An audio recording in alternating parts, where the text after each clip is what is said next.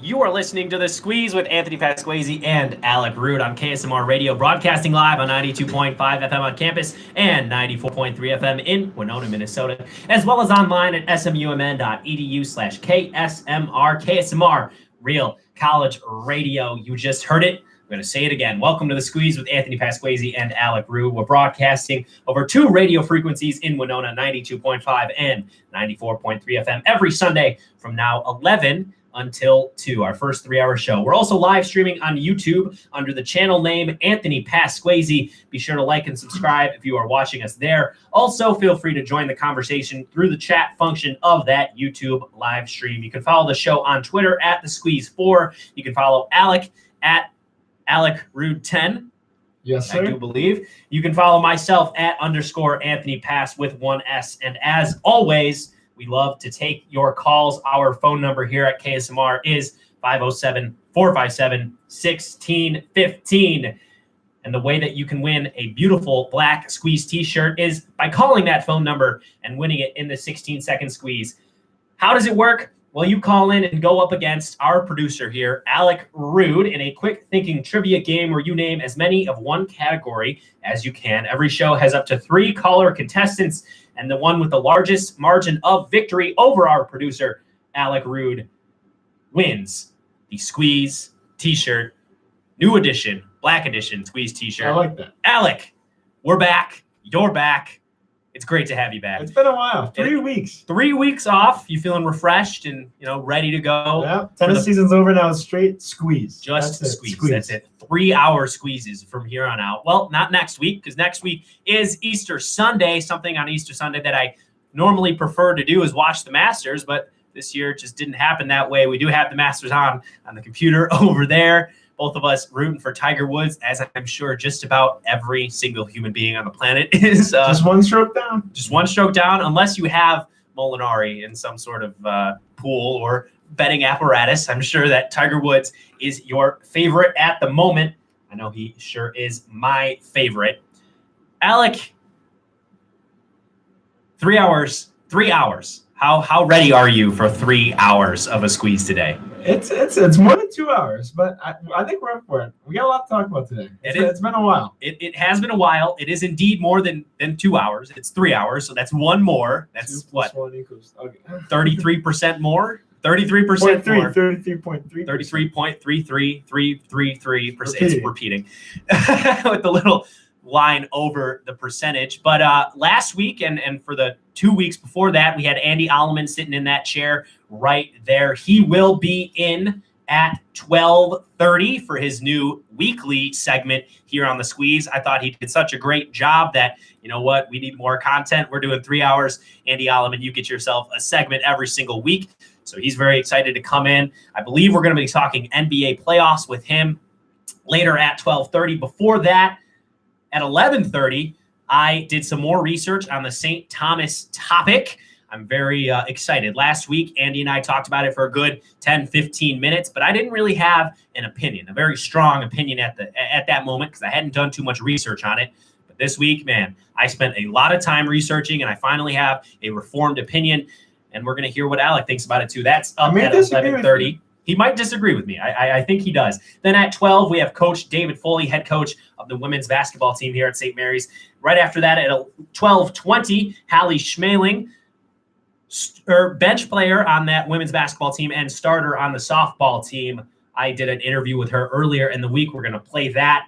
And then at 1 o'clock, Niels Anderson is going to come in and convince us in what is now becoming a routine here on The Squeeze, dumb sports takes. He's going to convince us that golf is not a sport. I'm ready for that one. I'm ready as well. We've been having the dumb conversation all week long, and he said, hey, why not take it to the air? It sounds like Masters out there on the 18th green when he starts talking about that. Then we can just I agree. Really really go at him and ask him how in the world it is not a sport. But before that, we're going to look back at the Squeeze poll from last week. Alec, you were not taking place in this Squeeze poll. I kept up with it, though. I was studying it a little bit. Kept up with it. It looks to me like you voted for my team. Can you tell me why? I did. Well, it's clear you like basketball. Yeah, it's clear. I picked four basketball players. Like Colin Sturr, who's been on the show, and we were talking about it. We're like, we'll go a little back and forth. I just think you had more big time players like Eli Cave, McAdoo, and then Brandy. That might be top 3, like right there. And then his first pick was like James Green is dominant. He's only a sophomore though. Yeah. Like he hasn't done as many recognition as much as those 3. And then Kyle second.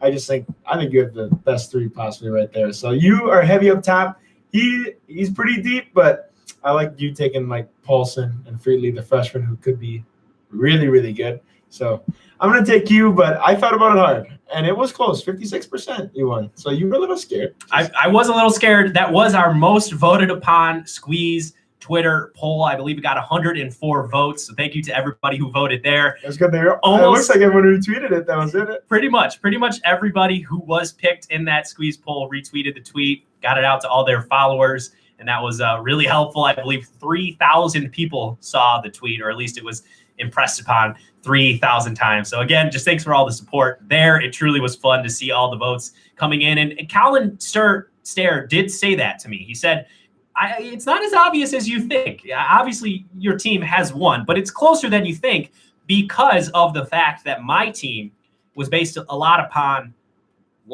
past performances. Brandy Blattner didn't do much in the way of being an All-American this season. What were you guys going for? Like it was all of it. It was all of it combined, past, present, and future for Brooklyn Paulson and Caden Freetley. It really was who's the most all-around athlete, best athletes in the school. And he said, well, Brandy Blattner and Becca Dupe, they didn't do too much this year. Becca Dupe's case, she did absolutely nothing, unfortunately, with that knee injury. So he had to think about it a little bit, but he also said that he ended up voting for me. So no Squeeze draft this weekend. We couldn't think of a topic, although I did talk to Coach David Foley, and he's pretty hard pressed. He wants a head coach draft. So maybe we will do that coming up maybe after Easter. That would be fun. I think that one might get us the most in trouble, to be honest, because we've been voting on teams and voting on athletes, but now we're going to be voting on adults who will or will not want to come on the show from here on out if we don't. They might not like us too. Also, we have our own head coaches to think about. I have Niels, you have Jeff Hallberg. So I don't know, man. That might be a touchy subject with most of the people. They're going undrafted. They're in the free agency. Free agency pool. Yeah, there'll be a undrafted free agent kicker. I'll pick them up. Kicker for the Bears. Okay, something that you missed, and we didn't really talk about that much because I just had way too many other things to talk about, mainly in the realm of St. Mary's sports, was this little old thing called March Madness, one of the greatest sporting events, greatest sporting weeks in the sports world. And that culminated with a championship game. Texas Tech was pitted up against Virginia. And something happened with 1:05 left in regulation. Something happened that really bugged me, and I'm sure it bugged a lot of people. I had zero rooting interest either way in this championship game. I didn't care if the Cavaliers or the Red Raiders took it one bit. 1:05 left in regulation. Virginia was up 75-73. Texas Tech, their point guard was dribbling the ball down the court, and the ball was clearly poked out of bounds by a Virginia player. Clearly. Anybody watching it said, hey, that is Texas Red Raiders ball. Yep. 2 minutes later, after painstaking review, slow motion, extra zoom, 2 minutes later, it was said that the ball grazed off of the Red Raiders' I think it did. pinky. It did. Clearly it did. But this is the problem. And this is the problem that I have with replay in sports. The original thing that replay was meant to do was to right egregious, clear wrongs. That's the point of replay. To make sure that that perfect game in Detroit that was clearly an out at first base, that was called save, to make sure that that doesn't happen anymore. For everybody to look at the replay and say, hey, I can see that you got that call wrong. Why is it still wrong? It was not meant to do this. This is hurting the spirit of sport. Yes, on a technicality, the ball brushed off of the Red Raiders' pinky.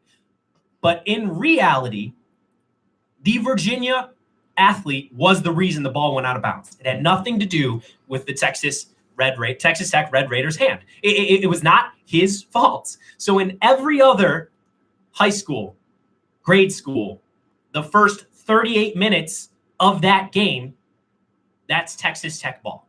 But because we're zooming in and we're taking time to look at it, where the human eye could not possibly see that, not possibly figure it out on their own, it's Virginia basketball. Now, I'm not saying it's the reason Virginia won. There was a whole overtime period, 5 minutes, where Texas Tech could have won that game. I'm not saying it's that big of a deal in the micro, but in the macro, for all of sport, this is a problem that is now occurring with replay. And I just have a quick solution. And tell me if I'm wrong. I have one too. Okay, tell me if I'm wrong. Maybe we even have the same solution. My quick solution is keep replay for all of these calls. Out at first base, out at second base, tags, foul balls, out of bounds, flagrant fouls, all of that. Keep all of the same rules on what you can and cannot challenge. But make the replays have a 20-second limit. If it is not absolutely clear within 20 seconds, and maybe you can finagle it, bring it down even more, 15, 20 seconds, that part doesn't really matter. Put a cap on how long these reviews can take place. I don't care that it slows the game down. That's not really a big deal to me. What is a big deal is changing the entire aspect of sport and changing it from the meaning of that out of bounds play to the technicality of that out of bounds play, or a runner making it at second, totally dodging the tag, but then his foot comes off the bag at the end and he's considered out.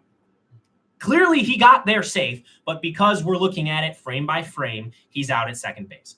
So that's my easy solution. Cap the time that replays can occur to 15, 20 seconds. If it is not absolutely clear within that time slot, the call stands. I completely agree. My dad and I were talking about it. We think like 30 seconds. I would say like 30 seconds just to give him a little bit more time. But you look at like the momentum of that game, that could have switched the whole thing. You already get like TV timeouts every 4 minutes, and then you implement all the reviews and stuff. And obviously we're talking about attendance going down in some sports and stuff. Like I went to March Madness in the Des Moines Regional, and they spent all this time reviewing and stuff. I almost fell asleep because it's boring.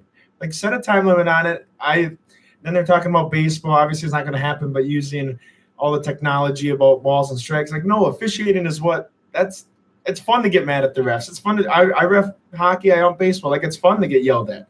And why not?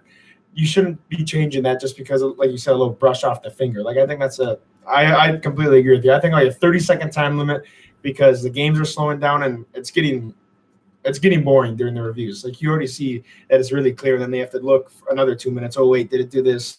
Oh, we got to adjust the clock. Like no, just let's go. Let's get on with the game. So I agree with you completely. Absolutely. 2 points on what you just said. One, the 30-minute or the 30-minute. The 30 is what it feels like sometimes. Yeah. The 30-second time limit, I think, is a little too much, because if you look at NBA, the average amount of time that a review takes place in the NBA is between 20 and 30 seconds. So most reviews take 30 seconds.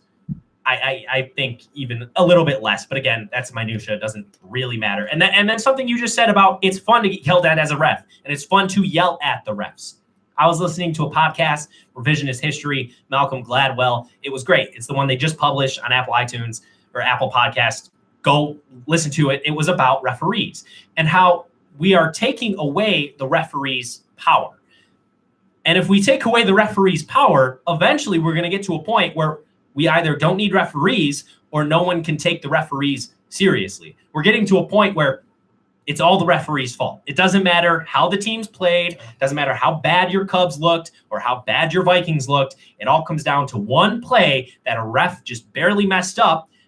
And the fact that we're looking at it in that way is what is creating this kind of gross replay culture where it has to be absolutely perfect. And there is human element. In some places, there shouldn't be human element. Like I do believe there should be an electronic strike zone. That's a whole different story that we'll talk about a whole different time. But there should be room for that human element. Well, like look at the pass interference calls like being reviewed. I think that's the most idiotic thing that you can review. It's a judgment call. Yes, like people have their own opinions on what. Like the refs right there. Obviously, they're going to make mistakes, but I just think stuff like that, it's getting ridiculous, and you're going to start losing sports fans if you keep this up. So I think the sports industry just really has to – I think they have to figure it out because it's getting a little bit too much. It is. It honestly is getting a little bit too much. Alec, what's the best way to gear up for Townie this year? Light up the night. Light up the night. How about a night of running, dancing, and partying with DJ Charco? That's exactly what the Light Up the Night 3K on Friday, April 26th is. A night to exercise with friends and support your fellow students. The event is free to St. Mary's students, and the run starts at 8 p.m., followed by a DJ Charco concert at 9.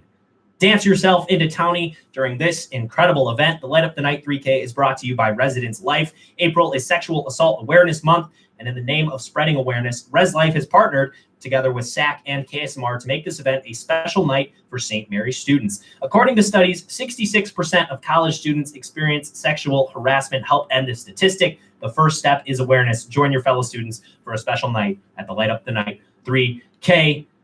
507-457-1615. That's the phone number if you want to call and win a Squeeze t-shirt. Coming up after the break, we're going to get Alec Rude's Thought of the Week in the Rude Thought. We're also going to spotlight Ryan Wolf in his second year in a row of absolutely dominating the Tommies. We'll also talk about a pretty good Ole's pitcher, and then Alec is going to tell us just how good this women's tennis team has been. Thanks for listening. We will be back in a moment.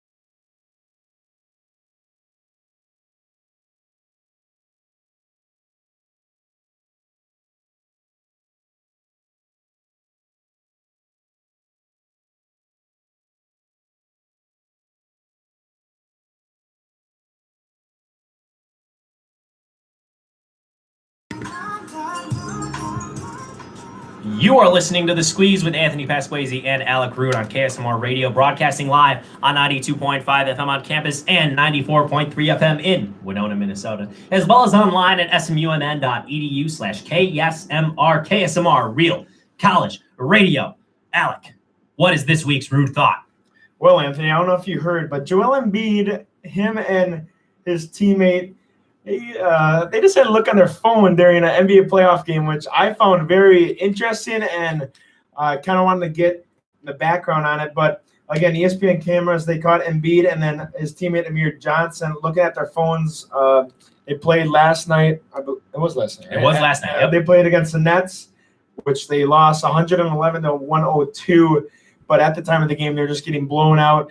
And they looked at the phone, and an ESPN camera caught a picture of it, and it was on a text message. And what Embiid said, he said, obviously I wasn't on my phone. I just looked down because he said that his daughter was extremely sick and he was checking on her. So I don't know. I just looked, but he was checking on his daughter. She's sick. So again, that kind of caught my attention. Like Adam Silver, the NBA commissioner, was very upset by it, and he thought that shouldn't be a thing.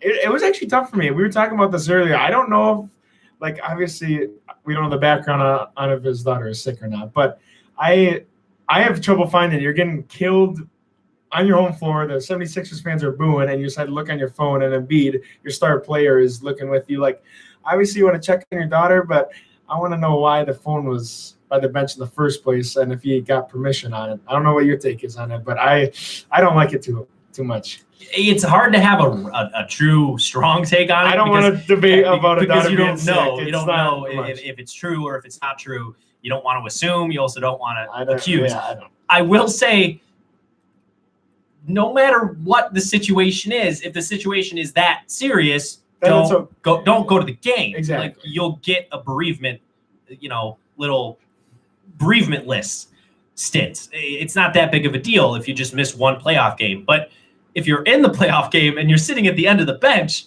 with your phone out, where is your head really? A guy that doesn't really play much. He doesn't play much, but he's now distracting Joel Embiid. Let's just say that it isn't a sick kid and it's something else, and you're just distracting the best player on the team, down by 20. Not a very good look. Philadelphia is one of the meanest fan cities in the world.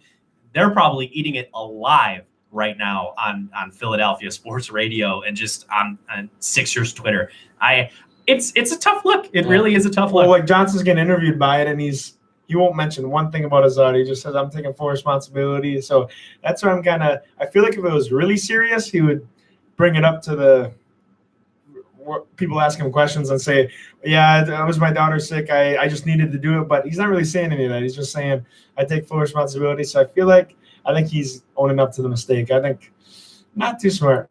Yeah, not a good look. Not a good look. I brought up to my dad yesterday.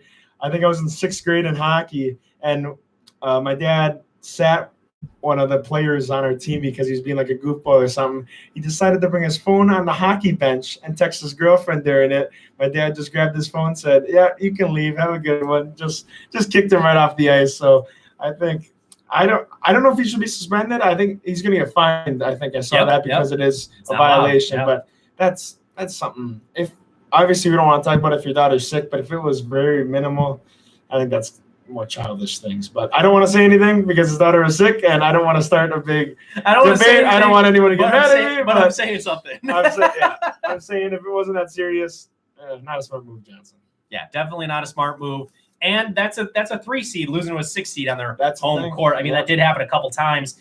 Toronto lost to Orlando, and Denver lost to San Antonio. So that's 3, upsets. And then NHL playoffs. There's some upsets right now. They're crazy. Now the NHL, that is always crazy. The NBA, the cream will rise to the top. The good teams will move on because that's just how basketball works. It's kind of boring that way, actually, to be honest. Wouldn't it be much better if there were 3-game series, 5-game series? I didn't even know the playoffs started yesterday. I honestly did. Yeah, it really isn't that. It's not that big of a deal to me to watch the NBA playoffs until the finals because I could probably. I'm not going to bet you money, of course. We know why. But I could bet you money right now that it's going to be the Bucks and the Warriors in the finals. I don't know who's going to win. I would bet on the Bucks because I just don't want the Warriors to win. But the NBA playoffs are kind of boring. The NBA finals, great theater, awesome to watch. But the playoffs in general, kind of boring. You know what's going to happen. The first round to me is just really not worth watching most of the time. No, and yeah, just look at the playoff of the Eastern Conference. Milwaukee. It's a tough. There could be like 4 teams that could get out of that. Yeah, absolutely. But look on the other side. Yeah, Warriors. Milwaukee has the best player. So normally the team with the best player wins. It just so happens that the Warriors have 2 of the 5 best players in the NBA. It happens. It's just accidentally the Warriors just acquired everybody. But Kevin Durant. I don't know. This might be his last season with the Warriors. I think it is his last season with the Warriors. Okay. Well, that was some fun, rude thought there. Ryan Wolf. Friend of the show, emailed him earlier this weekend, asked him if he wanted to come on. He said he just couldn't, some practice. We're in a couple classes together. He has some class meetings that he has to take care of. So he couldn't come on the show this week. But the reason I wanted him on the show this week was because it was feeling a lot like last year. Last year, Ryan Wolf went 9 innings, 4 hits, 0 earned runs, and 1 walk against the St. Thomas Tommies. He was named MIAC Pitcher of the Week, and he was gifted a squeeze appearance. So I wanted to do the same thing this year as he went 8 innings of scoreless ball, 6 hits, 1 walk, and 4 strikeouts against the St. Thomas Tommies. Most likely he's going to earn him a spot as MIAC Pitcher of the Week again. I'm sure that those honors come out tomorrow. Yep. So, man, deja vu here for Ryan Wolf, and that got me thinking. Well, let's look at just how good Ryan Wolf has been for this rotation over the course of his career. For his career, he's pitched 75 2/3 innings. He has a WHIP of 1.36 and an ERA of 3.47. Now, if your entire pitching staff is pitching the way Ryan Wolf has over the course of his career, you're going to win a lot of ball games. A 3.5 ERA, that's phenomenal for a pitcher if he's going out there every time giving up either 3 or 4 runs. I don't really have to tell you how ERA works. But the most impressive thing to me has been his outings this season. In 3 appearances, he's gone 22 innings, 19 hits given up, 1 earned run in 22 innings, 3 walks, 15 strikeouts. Ryan Wolf in MIAC play this year has an ERA of .41, good for 3rd in the MIAC. Second best in the MIAC of MIAC play, and a WHIP of 1.0. Ryan Wolf and James Green have been the cream of the crop here this season for the St. Mary's Cardinals. And Ryan Wolf is only a junior, and James Green is only a sophomore. Scary. This is indeed very, very scary stuff. Ryan Wolf is also 10th all-time in career batting average against, 282. He's also 10th all-time in batters faced, which is impressive because, again, he's only a junior. He's faced 590 batters. He's 9th in the conference with 30 strikeouts, 6th in the MIAC, including non-conference play, with an ERA of 1.93. But, again, this season in the MIAC, a .4 ERA. Ryan Wolf, keep it up, man. The thing that gets me with him and then even all the St. Mary's pitchers, we don't walk many guys. And quite a bit of strikeouts, actually. So, as you saw that St. Thomas – when he played them, pitched 8 innings. I believe you only walked 1 guy that game. I'm pretty sure that's what it was. He did, yep. To throw 8 innings against the preseason second-ranked team in the almost the first rank. St. Thomas got 4 first-place votes to be in that top ballot, almost ahead of St. John's. So have 1 walk, no earned runs, and 8 innings against them up at their place. Pretty impressive. Yeah, he has absolutely. I mean, we're about to talk about St. Thomas and their dominance in every sport. Ryan Wolf knows nothing about that. To his career, I mean, here you can do the math. 17 innings pitched, 0 earned runs. I'd say that'll do, Donkey. Yeah. That'll do. So Ryan Wolf just has absolutely owned the Tommies, and he's owned the MIAC. He's owned the MIAC in his 3 appearances this season. Again, let's keep it up. And this team is going to go a far way. 3rd in the MIAC right now. Their first place in the MIAC was St. Olaf. They handed them their only loss of the season in conference. St. Thomas, 2nd place in the MIAC. Again, they split with them. So they did their dirty work. They did their dirty work against the teams in the top of the conference. They have 3 series coming up in which they could realistically sweep every one of them. They could have swept St. Thomas, too. They've had a lot of close games. Yeah, absolutely. Alec, we teased it before the break. Tell us a little bit about the women's tennis team. Yeah, so obviously women's tennis, let's be real. Tennis is not too known. Tennis is not too known on the squeeze. As we don't talk about it. We don't talk about it as much. So, but this women's tennis team, they're 14-6 this year with a 6-4 MIAC record. So for us at St. Mary's, we kind of play our conference matches a little sooner or earlier, I would say, than most of the other ones. So they're done with their MIAC season, but there's still many other teams that need to play theirs. So they're sitting right now in 5th place, and St. Mary's women's tennis team has never gotten 5th place ever alone. They've tied for 5th place, and that year 5 teams made the playoffs, so they didn't make it that year. But 6 teams make the playoffs now, and they're going to get the 5th seed in the playoffs. And this is the best record out of any St. Mary's women's tennis team in all 22 years. Laura Sunday, she's been the number 1 singles her freshman, sophomore, junior, and senior, all 4 years. And with 1 more win, she's going to be 2nd all-time in St. Mary's wins behind Julia Bovey, who's or 4 singles right now, and she has the all-time wins now. So this team, they have the most wins. They have 2 players with the most wins in history of St. Mary's women's tennis. And obviously Coach Halberg, our men's team has struggled a little bit, but with him and the recruiting he's been doing, it's just been unbelievable with getting 5th place. And the Maya Conference for tennis is one of the hardest in the whole nation. They have like 3 women's teams ranked in like the top 30. It's just crazy. So yeah, they won last night against Luther. That's the first St. Mary's win ever against Luther in St. Mary's history. So that was kind of cool to see as well. But again, this team is scary good, and I think it's just nice to give them a little shout out. And Laura Sunday might go in as one of the best St. Mary's athletes all time. Being number 1 singles and being the top on your team for all 4 years is pretty impressive. Yeah, I do hope to see her up for that M Club award. Yeah, you know, she was up for it last year. Hopefully she's up for it this year, and hopefully she wins it. It's going to be tough, her and Brandy Blattner up there at the top. So it's kind of unfortunate for Becca, though, that she can't. Yeah, it is. Her It's not having that senior year, she probably would have won it as well. I think she did win it a couple of years ago, didn't Becca she? did, yeah. Yeah, Becca won last it. year. Yeah, Becca won it last year.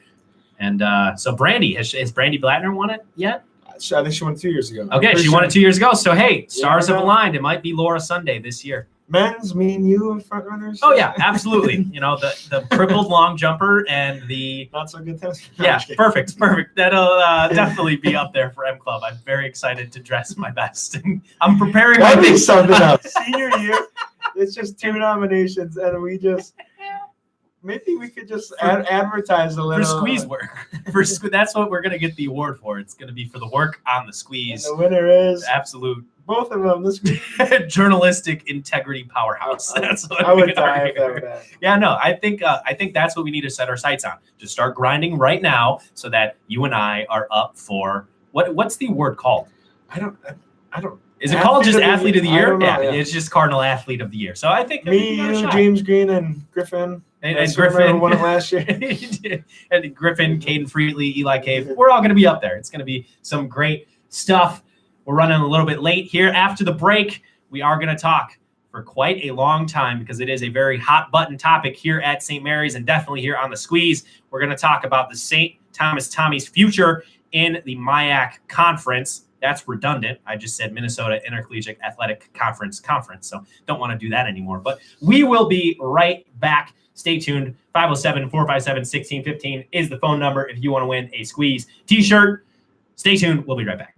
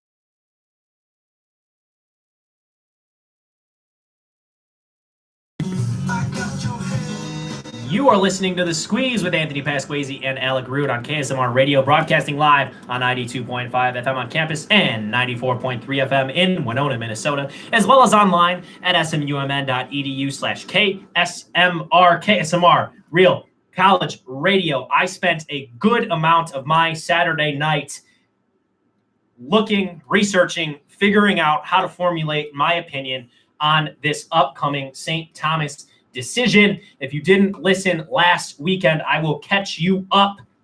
The MIAC is meeting. Presidents from every MIAC school are meeting in just a couple of days to figure out and propose to possibly kick St. Thomas out of the Minnesota Intercollegiate Athletic Conference. The vote does not take place until mid-May, and they're going to require 9 of the 13 schools to vote St. Thomas out. The real problem is the football program, and that's the one that's been detailed in the Star Tribune, in multiple articles, in multiple publications. The football team has been dominant over the last couple of seasons, and not only dominant, but egregiously so. That's the one, as football, tends to be, is the headliner. That's the sport that everyone is saying, hey, St. Thomas is too dominant. They are way too big of a school. They need to get kicked out of this athletic conference. So last week, that's all I had known was just the football dominance, and I didn't do much research on the size of the school or how wealthy they are, how much resources they have. I also didn't know just how dominant that this university has been in this athletic conference. So the first thing I'm going to tell you guys is just how much bigger St. Thomas is than the rest of this athletic conference. St. Thomas has 6,300 undergrads enrolled in their university. The next closest is St. Olaf with just under half that size. And then you come down to St. Mary's. Yes, the smallest school in the conference, but we are below 1,000 undergrads enrolled here at this university. More than 6 times fewer students are enrolled at this university than at St. Thomas. So I'm just going to do some really quick math. It's very rough, and it's not perfect. It's an estimate. It's just to give you an idea of just how unfair this advantage is for St. Thomas. Let's just say, for the sake of ease, St. Thomas and St. Mary's both cost the exact same amount for students, $30,000. Very rough. Obviously, it doesn't cost either of us $30,000 to attend the school. There are grants, financial aid, everything, the whole kit and caboodle. But for the sake of ease, $30,000 and $30,000. Now let's just say that St. Thomas only has 6,000 students and St. Mary's has 1,000 students. So we're taking away students from St. Thomas and giving students to St. Mary's. On a yearly basis, that would mean that St. Mary's rakes in $30 million from tuition. That's a pretty good number. Cash flow, generate that revenue. $30 million. Now let's compare that to the $180 million that St. Thomas gets on a yearly basis. $150 million more that can be used to better facilities, hire better coaches, recruit more kids. Okay, that's fine. That's just a yearly basis. Now let's look at their endowments. In 2016, it was said that St. Mary's had an endowment of $53 million. Again, smallest school in the MIAC. That's okay, $53 million. You want to know how big the endowment of St. Thomas is? $429 million. And endowment growth is almost exponential. It doesn't go down. It compounds upon itself. So this gulf between the smallest school in the MIAC and the largest school in the MIAC is only going to get bigger. Okay, so they make more money. They have a bigger school. They have better facilities. But does that really mean they have an unfair advantage? I don't know. So I looked into it. Does this give St. Thomas an unfair advantage? Now, that piece of evidence, coupled with this piece of evidence, has led me to believe that St. Thomas should no longer be in this athletic conference. Every year, the MIAC gives out this trophy. It's called the All Sports Trophy. Whatever athletic department basically has the most success over the course of a year wins this MIAC All Sports Trophy. The male Tommies have won 31 all sports trophies. The next closest, St. John's at 14. So 25 more. On the female side, 26 trophies have gone to St. Thomas. The next closest is 5 from Gustavus. Okay, so that could be it. That could be just clearly they have the best athletic department by far. But I went even deeper. In football, men's basketball, men's soccer, women's soccer, men and women's hockey, they are the only school that is in the top 3 of all-time MIAC championships. The only school that is in the top 3 of every one of those sports.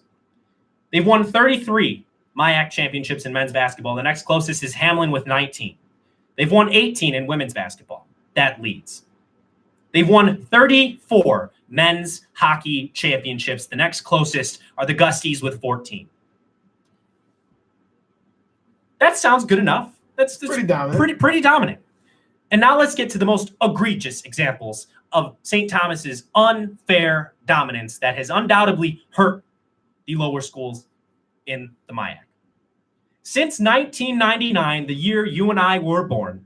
I was 98. Since the year I was born, the Tommies have won 14 baseball championships. The next closest, the Ole's with 3, Bethel with 1, St. John's with 1. That's not a healthy athletic conference. Softball, since the year I was born in 1999, the St. Thomas Tommies have won 16 championships. SMU is the next closest with 2, Gusties with 1, Bethel with 1. Pretty crazy, right?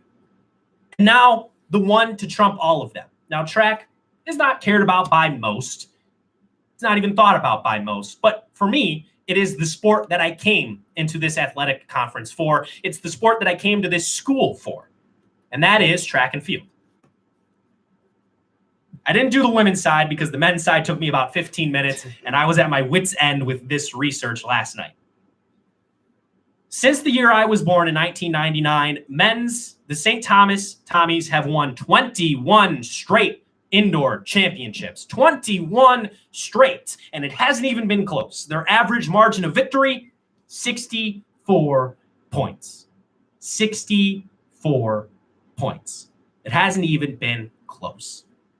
And on the outdoor side, a little less dominant, just 16 of the last 20 years. Yeah, just 16. And their average margin of victory there, 50 points. And there's only been one other school who has won, and that's been St. John's with 4. So after all that, Alec Rude, do you still disagree with my point of view that the Tommies should be ripped from this athletic conference? You had some good points. I think that people are looking at this more on the football side. That's what I honestly think. I feel like because football teams, like I was just reading something here, if St. Thomas gets kicked out, McAllister is going to have rejoin their football team. Like I think that's kind of been the big thing. And then they got 3rd in the conference this year in football. Like they weren't as dominant. Obviously, those sports you're going to have dominance, but like men's tennis, Gustavus, they won 33 straight conference championships. 33. Like yours is 21, but they've won more. I just only looked at since. But Gustavus is one more too, but it's just consecutive. They've won 33 straight, and obviously St. Thomas is more overall better. But obviously it's not fair at all. But it's gonna high school. You have all these schools too that bring in a lot more. Like one of mine in my conference, like they're dominant every year. They recruit kids behind the back, and they've gotten in trouble for it, but they're gonna still do it and keep doing it. Like. I just read something like the St. Thomas offensive lineman. He goes, "Why should you punish us when you come here? You have hard work and you do all that stuff." Like, I don't know if you should be punished for having success. Like, someone started St. Thomas building a dynasty. Like, why is that their fault? Obviously, it's time to move up. And I relate this like the North Dakota State football team. Like, they're playing FCS right now and they win national championships. It is time to move up. But St. Thomas, obviously, in a conference, they should maybe move, but unless they're winning and getting like the Final Fours, like they lose in like the NCAA tournament, all these sports, like first game, like they're done. And obviously the MAC's a good conference, but I think in many of these sports, obviously you gave good examples, but I think the scores are close, but they pull away at the end. So I don't know. I think D2 may be at that level. D1, no way. No way. I think they would get absolutely killed. But D2, I would consider. So there's a few problems I have with what you're saying. One, Gustavus, that is an example of dominance. But I heard, what about Gonzaga in the WCC? So I looked into it. Well, Gonzaga is only good at one sport, and that's basketball. So, yeah, they win basketball every single season, but they don't win everything every single season. Yeah. Gustavus, yes, they're great at tennis. But you know what? That's tennis. They're great at one sport. That is typical. That's totally normal. Look at Loyola Ramblers volleyball. I mean, before they made the Final Four last year, there was one sport that you thought about with Loyola, and it was men's volleyball because they won the Natties almost every single year. Alabama football is the same way. It's okay for a team, one sport, to be dominant in a conference or on a national level. But when they're that good, they're that much better than every team in every sport other than a few, tennis, volleyball, just a few. But in the main sports, they're so much better than everybody else. You can't possibly have a healthy athletic conference if you have a team who's winning everything every single year. And just you brought it back to high school, so I'm going to bring it back to high school as well. My team won 2 championships in my time running track in high school. One of them was the Frost-Soft Indoor Track and Field Conference Championship. Small potatoes to some, but to us, it meant a lot. And then my senior year, we were the first team in my high school's history to win the sectional championships. And that sounds great, but I want to tell you the differences between the two. And this is going to relate to St. Thomas in a way. Maybe look at, okay, here we go.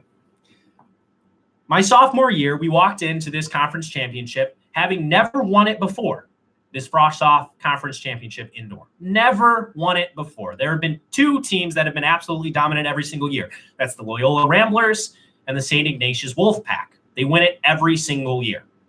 But we walked in there with a group of 5 studs, myself included. I scored 36 points. And by the 4x4, we said, whoa, we're going to win this. If we beat out these 2 teams, we are going to win this championship. And that championship meant more to me and to my team than anything else because we weren't supposed to win it.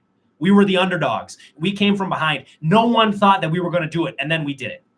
Okay, so that's the rest of the MIAC. When they win a championship, it feels freaking awesome. And then my senior year, sectionals rolls around. We were placed into a ridiculously easy sectional. I'm talking poor public Chicago schools. We were moved into this sectional because we were the only team that could host a sectional meet. So we were bumped down into this sectional that was the worst in Illinois. We won that thing by nearly 100 points. And it felt empty. It felt hollow. Yeah, it was great to lift up that plaque and tell yourself that, yeah, we were the first team to ever win a sectional championship here. But it just felt hollow because you knew going in that you were going to win. That's St. Thomas. Every year with track, they know they're going to win. And then they do. And it's just boring. It's boring. It's boring. It's boring. It's not fair to the rest of the schools in this conference to have a team that is that dominant in every sport. And that's why I just think they need to go. Well, like you bring up the track example, but the thing is, like every other sport, women's basketball, maybe say that this is the one exception, but every single sport, when they get into the playoffs, they're not like blowing teams out of the water. Like hockey, St. Mary's should have swept St. Thomas, I think. Like they could have beat them easily. And like women's hockey, like Hamlin's right there. Like I agree that it's tough when they make the final 2, final 3 every single year. But besides women's basketball and track, I don't know what any other sports where baseball and softball. Yeah, but baseball, like last year, like Bethel won it. Softball, obviously softball, they're going to be like that. But I just don't know if it's – I maybe want to give it a couple more years. I don't know. I think like seeing St. Mary's hockey like rise and stuff, and St. Mary's basketball had St. Thomas on the borders and stuff. Like I think that just makes it fun, like having a MIAC and having a team like you want to beat so bad. And obviously, if they keep winning these MIAC championships, which they have been, it's time to make a change, and maybe that changes now. But I think it's kind of fun to have a team like that. And then the football team, who would expect they would have lost to Concordia this year? Like, and St. John's beat them decent. Like they took control in the second half. Like obviously, track and field's a tough exception, but I don't know. So you're giving me great stuff, and we're going to go to break here really soon. But I just want to point out that these are exceptions. Like all the stuff that you are saying are exceptions to the rule. They're exceptional. The fact that St. Mary's almost beat St. Thomas is crazy. The fact that Concordia beat St. Thomas is unfathomable. These are one-off things. Concordia is not going to be able to put together a 10-season span where they win 8 MIAC championships. Maybe they could if St. Thomas wasn't in this conference, but because they are, they have no shot. And why would I want to go to a school that has no shot every single season? Yeah, I think it's like that in a lot of sports. So, like, I was talking with a tennis player last year on the opposite team, Luther, and he goes, yeah, it's us two in the conference final every single year. Like, I was recruited to St. Scholastica to play tennis, and they go, dude, we've been to like 33 straight conference. We've been in the NCAA tournament 33 straight times or something like that. Maybe not that much, but he goes, we make it every single year. Like, that just happens, I think, in sports. And I think the MIAC is actually better than some of the other conferences. Like, I hear about like the It's WIAC, a top 10 MIAC. It's a top WIAC 10 and conference. IAC. Sometimes that's just a one-man through ride, just all the way through. Like, I think we're fortunate to have all this competition up top, that we have Gustavus, St. John's, that are pretty dominant teams. So I get your point, but I think it would be tough for the MIAC to have them go, and I think it'd be tough. Looks like Tiger Woods is he's tied. He's tied for the lead. 3-shot. Yeah, Schauffele's tied too. Wow, look at that. I'm telling you, what did I say a couple minutes ago? I said I was feeling a playoff. 7 holes left. That'll be fun. And just one more thing with the St. Thomas thing. I get it. It's great, and it only happens it happens in every conference, but put them in the WIAC. It's not just that they're dominant. They're unfairly dominant. I gave you the financials before we started just to back up my performance notes. It's not fair. They are way bigger than every school in this conference. They have way more money than any school in this conference. So it's not just that they're competitive. It's not just that they've built a dynasty in all these sports. It's they've unfairly built a dynasty at this point. The St. Thomas Tommies have simply outgrown the MIAC. They've simply outgrown the conference. So either put them in Division II, see how they do. Maybe they get their butts kicked and they come right back with their tails between their legs. Or put them in the WIAC with schools like UW La Crosse, who have 11,000 students, UW Eau Claire, who have 10,000 students. Put them in that conference and see how they do. They don't belong in this conference anymore. Not just the fact that they're so good, but they're so big. They make so much money. It's a great talking point. Winona State Conference would be. I think that's the one that's getting to me. It's going to that conference for D2. I think that would be not a bad idea. And to be honest with you, I think it's going to happen. Like, our opinions don't matter. They don't matter at all. But I think it's going to happen. I think this is the last straw. I think the MIAC is going to vote this team out of the conference. Yeah, it's gonna be fun to watch. It is. 507-457-1615 is the phone number if you want to win a Squeeze t-shirt. This is your last chance. Nobody called in, so this is it. 507-457-1615 if you want to win that Black Squeeze t-shirt. What's the best way to gear up for Townie this year? How about a night of running, dancing, and partying with DJ Charco? That is exactly what the Light Up the Night 3K on Friday, April 26th is. A night to exercise with friends and support your fellow students. The event is free to St. Mary's students, and the run starts at 8 p.m., followed by a DJ Charco concert at 9. Dance yourself into Townie during this incredible event. Coming up after the break, we're going to talk about that Ole's pitcher. We're also going to talk about the very good men's tennis team and how they shaped up this season. And then, wow, it's already 11:53. And then at noon, we will have Coach David Foley in to talk about his first season as head coach of the women's basketball team. Stay tuned. We will be right back.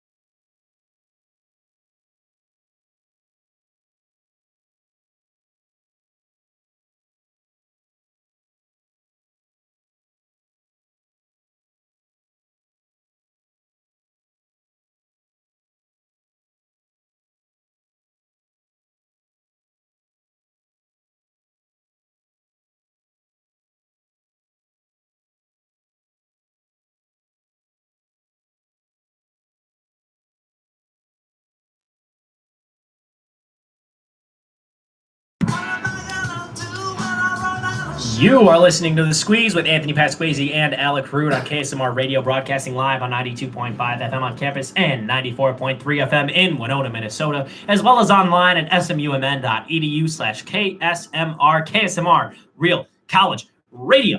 Alec Rude, tell us about the legendary men's tennis team and their 7-2 season. Wasn't necessarily legendary, but last year our team, so in tennis you have 6 starters at the college level, so 6 doubles players, 6 singles players. It could rotate, give or take, but half our team graduated.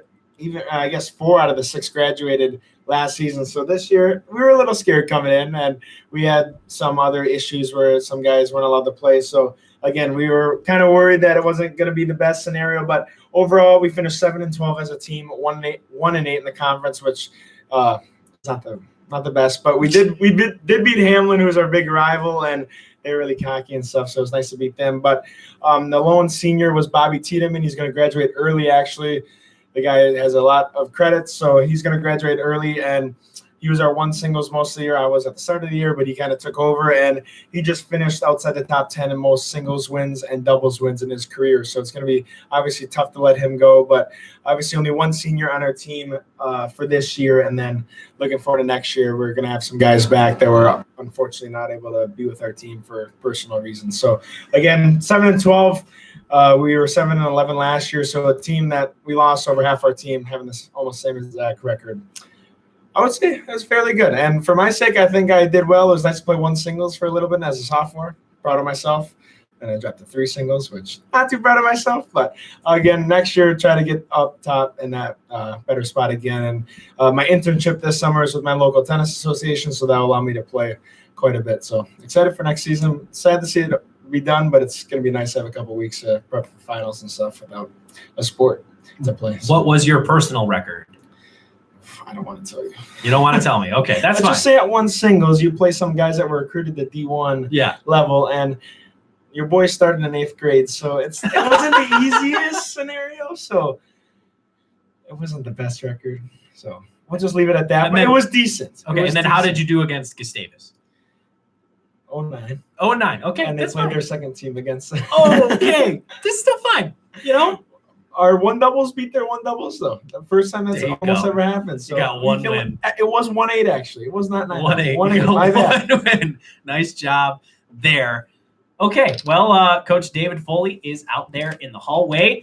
We are going to speak to him in just a moment. But before that, I'm going to tell you about St. Olaf's Jesse Retzlaff. Jesse Retzlaff was named to the Division III Team of the Week this past week. In his lone start of the week, Retzlaff held Augsburg to just 1 hit in 7 innings of work on Wednesday before the game was cut short due to darkness. After yielding a leadoff single, the junior did not allow a hit the rest of the way until the game was halted to win his 4th straight start to begin the season and lower his season ERA to 1.48. Retzlaff is tied for the MIAC lead with 4 wins this season and is one of 3 pitchers in the conference to be 4-0. Along with teammate Sam Westermeyer and James Green of St. Mary's, Minnesota. It's a familiar name. The junior's 1.48 ERA ranks 3rd in the conference, trailing Jake Dickmeyer of St. John's and Westermeyer, his teammate, 142. Through 4 appearances, Retzlaff has allowed just 16 hits and 4 earned runs in 24 and a third innings of work. The Olies have won his 4 starts by a combined score of 43-5 and are off to their best start of 2 conference play, 5-1 since 2011. 5-1. That 1 loss did come to our St. Mary's Cardinals. Their entire pitching staff is doing incredibly well. We're going to talk about it when we talk about the Cardinals pitching staff in about an hour. Maybe a new pitching coach over there. I have no idea what's going on, but we got a new women's basketball coach this season, and we saw what good that did. Coach Foley, thank you so much for coming in. Glad to be here. Finally invited on. I've been watching the show since I've been here, and I've been kind of disappointed to see the Coach Fano being on and Coach Brown. So I'm glad to be on and excited to talk to you today. Yeah, I was really excited when you called me into your office. A little scared. You're an intimidating guy, and you wanted to be on the show. I'm very happy. You're a great supporter, so very happy to have you in. How happy were you with your first season here at St. Mary's? Yeah, I was happy. I think coming in as late as I did, inherited a team as talented as we had. We accomplished some of our goals. There were some things that were disappointing at times, but for my first season, for our first season together as a program. We did some good things qualifying for our conference tournament. Needs to be the expectation for our program. It has been in the past. So to continue that, but also to see some of those things coming into next season that we really need to work on. I mean, a majority of our losses, especially in conference play, if you take out St. Thomas and Bethel, I mean, those losses are coming in the fourth quarter or in the second half. We led at halftime in a lot of those games, led in the fourth quarter a lot of those games. So to see some of the toughness, some of the learning, some of the things that we need to do and how to close games, I think that's really going to pay dividends for us moving forward. Yeah, so kind of running out of steam at the end of games, running out of steam at the end of the season. You finished 9-9 in conference, 1-5 down the stretch. Right. Was that closing of the games just part of that struggle down the stretch? Yeah, I mean, I think there's a lot of things that goes into it. I think the fatigue that sets in late in the year, we played a little bit different of a tempo than I think we had in the past, and that takes a toll on their legs and mentally and physically. But our conference is incredibly difficult as well. And understanding that we had a lot of young players that were getting significant time. And we had Brandy and Kirsten, those two seniors that really started for us. Mary came off the bench. Michelle came off the bench. Everybody else was a freshman or a sophomore. So there's a lot of different learning that needed to happen. And then for me as a first-year head coach, I'm 31. I've been doing this for 9 years in college. I've been a head coach. This is my third year as a head coach. I mean, there's coaches in our league that have been coaching longer than I've been alive, which is great to be competitive and learn. But I mean, there's things that as a coaching staff, we could be better in closing those things out as well. So really proud of the team that we had this year and what we did, but really excited about moving forward, the lessons and the motivation that we have moving into next season. Yeah, you mentioned some of those players that came off the bench. One of them that had much more playing time this season than last was Isabel Bateg. Yeah. Can you tell me a little bit about her, her in the locker room? Yeah. And I don't know much. I mean, her in the locker room as a motivator and positive and just brings a different energy to us. But what she does on the court for us, I wasn't sure what to expect with her, or really a lot of the players that didn't get a lot of time last year that I didn't have film on. I mean, I had meetings with them and talked to them about their strengths and what they wanted and what their goals were. But Isabel was somebody that was just steady and worked. And if you come to our practices, I mean, she talks more than I do, I think. She's so vocal. And she's just that kind of coach's dream. And she really led us in a lot of ways, being a young player, but still motivating in her physicality and what she did. And the start of the year, she was just kind of somebody we would throw out there if we needed energy. Like, oh, we're a little dead right now. Whatever, we couldn't hurt us. Let's just throw Isabel out there. And she earned her right to be, hey, this is somebody that we really count on. And at the end of the year, she was somebody that we looked at as, hey, you're going to guard the best perimeter player on the other team. And then, you might just guard it could be a post, but we know you're going to work, you're going to follow the scout, and you're just going to go out there and give us all that you had, and really boosted her teammates there too. And in the locker room, just to be that positive motivator, that encourager. I mean, her vocalness is something that you can't really teach, and really happy about where she's at. And she's just such a hard worker to her skill level, just from the beginning of the season to the end.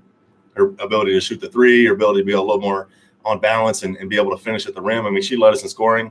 At halftime at some games, she had a couple of double-digit big games for us in conference play. So Isabel is somebody that we're really excited about moving forward. Yeah, you mentioned young leader a lot. This team is one that is one of the youngest on campus, but you are losing arguably your best player. Some would say obviously your best player, All-American, career double-double, Brandy Blattner. Of those young, athletes on your team, who's going to fill her shoes this next season? And I think it's important that nobody's going to fill her shoes. She was a 4-time all-conference player. As soon as she stepped on campus as a freshman, she asserted and proved that she was going to be one of the best players in our league for all 4 of those years. So I think it's important for our team to realize that nobody's going to step up and just be Brandy or do what she did. We're going to have a little bit of a different look this next year. We played a little faster in the past, but we're going to really crank things up and play even faster this next year without kind of that go-to dominant low post player. We've got a lot of talented players, so to be able to rotate people through, to be able to really let people shine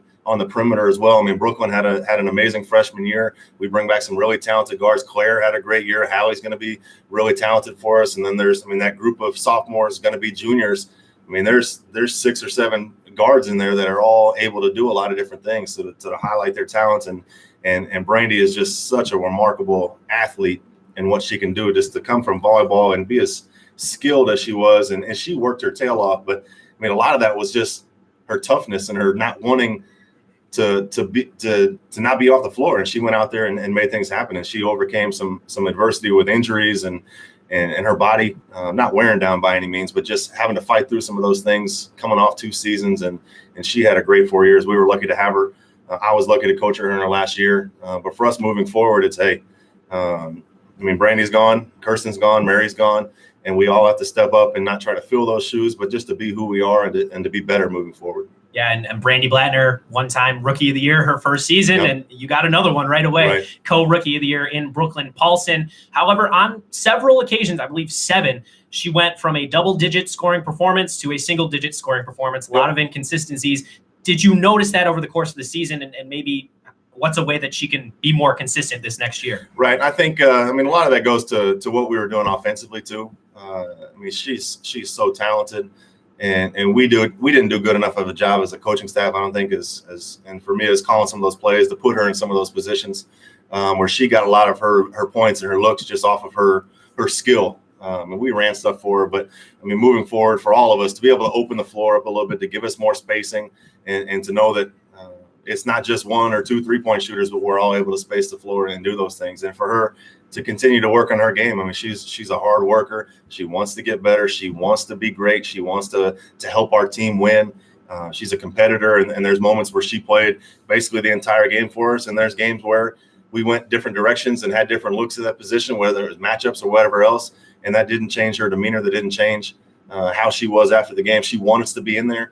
But she wants to do whatever it takes for our team to win. She made huge strides defensively for us, and her work ethic, and along with her teammates, I think this is a great opportunity for all of them to step forward and really identify themselves. Hey, it's not just 1 or 2, but hey, this is who we are, and we're all going to shine in those ways. Yeah, you had a few surprise performances last year. Brooklyn Paulson was one of those. Co-Rookie of the Year in the MIAC, arguably the best freshman in the league, as well as Isabel Batega, as we just talked about. Rachel Kettle, one-time MIAC Player of the Week. What were some of the other surprises that came about this last season? Yeah, I think you mentioned Rachel. Just her physicality and her athleticism is outstanding, and that's something I didn't really expect coming in either. Just not seeing a lot of film on her, and she quite contributed, but we used her as a focal offensive threat early in the year, and even in conference play when she would be in the game. We needed to get her the ball. And I think as she continues to step forward and gain that confidence, and hey, this is you're good enough, and you can, and you're not in Brandy's shadow, you're not anybody else's shadow. As hey, this is we want to get you the ball. And then defensively, some of the block shots she had, the first half she had at St. Thomas, the first time we played them. Nobody could hold down Hannah Spalding. Nobody shut her down in her 4-year career, but 74% from the field. Right. But she went out there and held them very limited, and we just kind of played her one-on-one there. And she's got the ability to be kind of that lockdown, physical, athletic presence, and then she can get to the rim and score over people, which you just don't see in our league. There's a lot of skilled players. There's a lot of size and strength, but the majority of the post players that are really, really good are more so score over the top because they're 6'2", 6'3", or they score off a position where Rachel can just do a lot of different things in that position. So she was one that really stood out to us. Yeah, so your lone playoff game this season was against Bethel at Bethel, and there was something clearly noticeable about the differences between your team and theirs, and that is that they had height. So Are you just going to do more to be a more perimeter shooting team this next season? Yeah, I think that's a focus for us, and I think just to free the lane up is going to be really important. We played 3 guards, 2 posts the majority of the year, 2 low posts for the majority of the year. Brandy had the ability to step out and shoot the 3. Maggie Robertson has the ability to step out and shoot the 3. Some Michelle Reamer to be able to play at that 4 spot that's kind of has guard skills. But I think when we talk about really implementing this new pressure, full court defense, this new system, this kind of identity that is really more in line with how I wanted to play when we first got here, that we're kind of putting that in now, that we're going to be kind of a faster pace. We're going to let our offense flow out of our defense to get out in transition, and not to say, hey, let's just throw it into our post players. Let's just play off of ball screens. But hey, let's be free and let's play downhill and let's use our strengths together. And we're not turning people that aren't 3-point shooters into 3-point shooters, but everyone has that role and that talent. We've got some really talented players that are going to be coming in and joining us as freshmen next year, but we also have this strong core. So I think, you hit it on the head there, that it's not going to be as low post centered for the majority of the game there, but we're going to have to do some things on the perimeter more so than we did this year to be successful. And I think in our conference, we might be able to carve out a little bit of a niche there with some of the talent that we have and the tempo that we want to play. Yeah, that pace and space game, a lot of it has to do with a very quick and athletic point guard. You have two of those in Claire Patterson and Hallie Schmaling. One, I think Hallie is a little more, consistent with the ball. She turns the ball over a little bit less. And then Claire Patterson is really a firecracker. Anytime you put her on the floor, put the ball in her hand. Mm-hmm. She has had some trouble with the turnovers. Right. How are you going to do something to fix that? I think our philosophy with all of our players really is, mistakes are going to happen. We don't want the mental mistakes. We don't just want to hand the ball to the other team. But no, when we're playing at a high pace, when we're putting pressure on the defense, that there's decisions that are made that mistakes are going to happen. We're not able to read each other's minds. We try to practice and do some of those things to put ourselves in that position, but turnovers happen. That was a bit of our bigger issues in some of our losses this year. We turned it over, 20 or more times in a lot of those losses. And that's something that we really have to figure out and to be able to turn those turnovers down. And a lot of those games, it was teams were stealing it from us, where Augsburg had 18, 19 steals. And we were able to really, not lock anybody down, but we were able to limit them offensively when we were able to set our defense in play, but we let them get out in transition and play 2-on-1 or 3-on-2 or just fast break wide open layups because we gave it to them. So to be able to do that, and it's an experience too, the best guards in our league, the best point guards, our juniors and seniors. That takes time to learn the college game. It's really rare for a freshman point guard. There's a couple in our league right now, but they're more just kind of athletes that get out there and just play free. But aren't maybe true point guards, and they'll progress into that. But for us, knowing that we have two juniors that have got experience in that role, Hallie, like you said, is just so steady and just basketball savvy, knows the game, loves the game, wants to set up her teammates. She wants to, I think, to score more and be more aggressive in that way. But she'll work in it over the summer and kind of get some of those things figured out.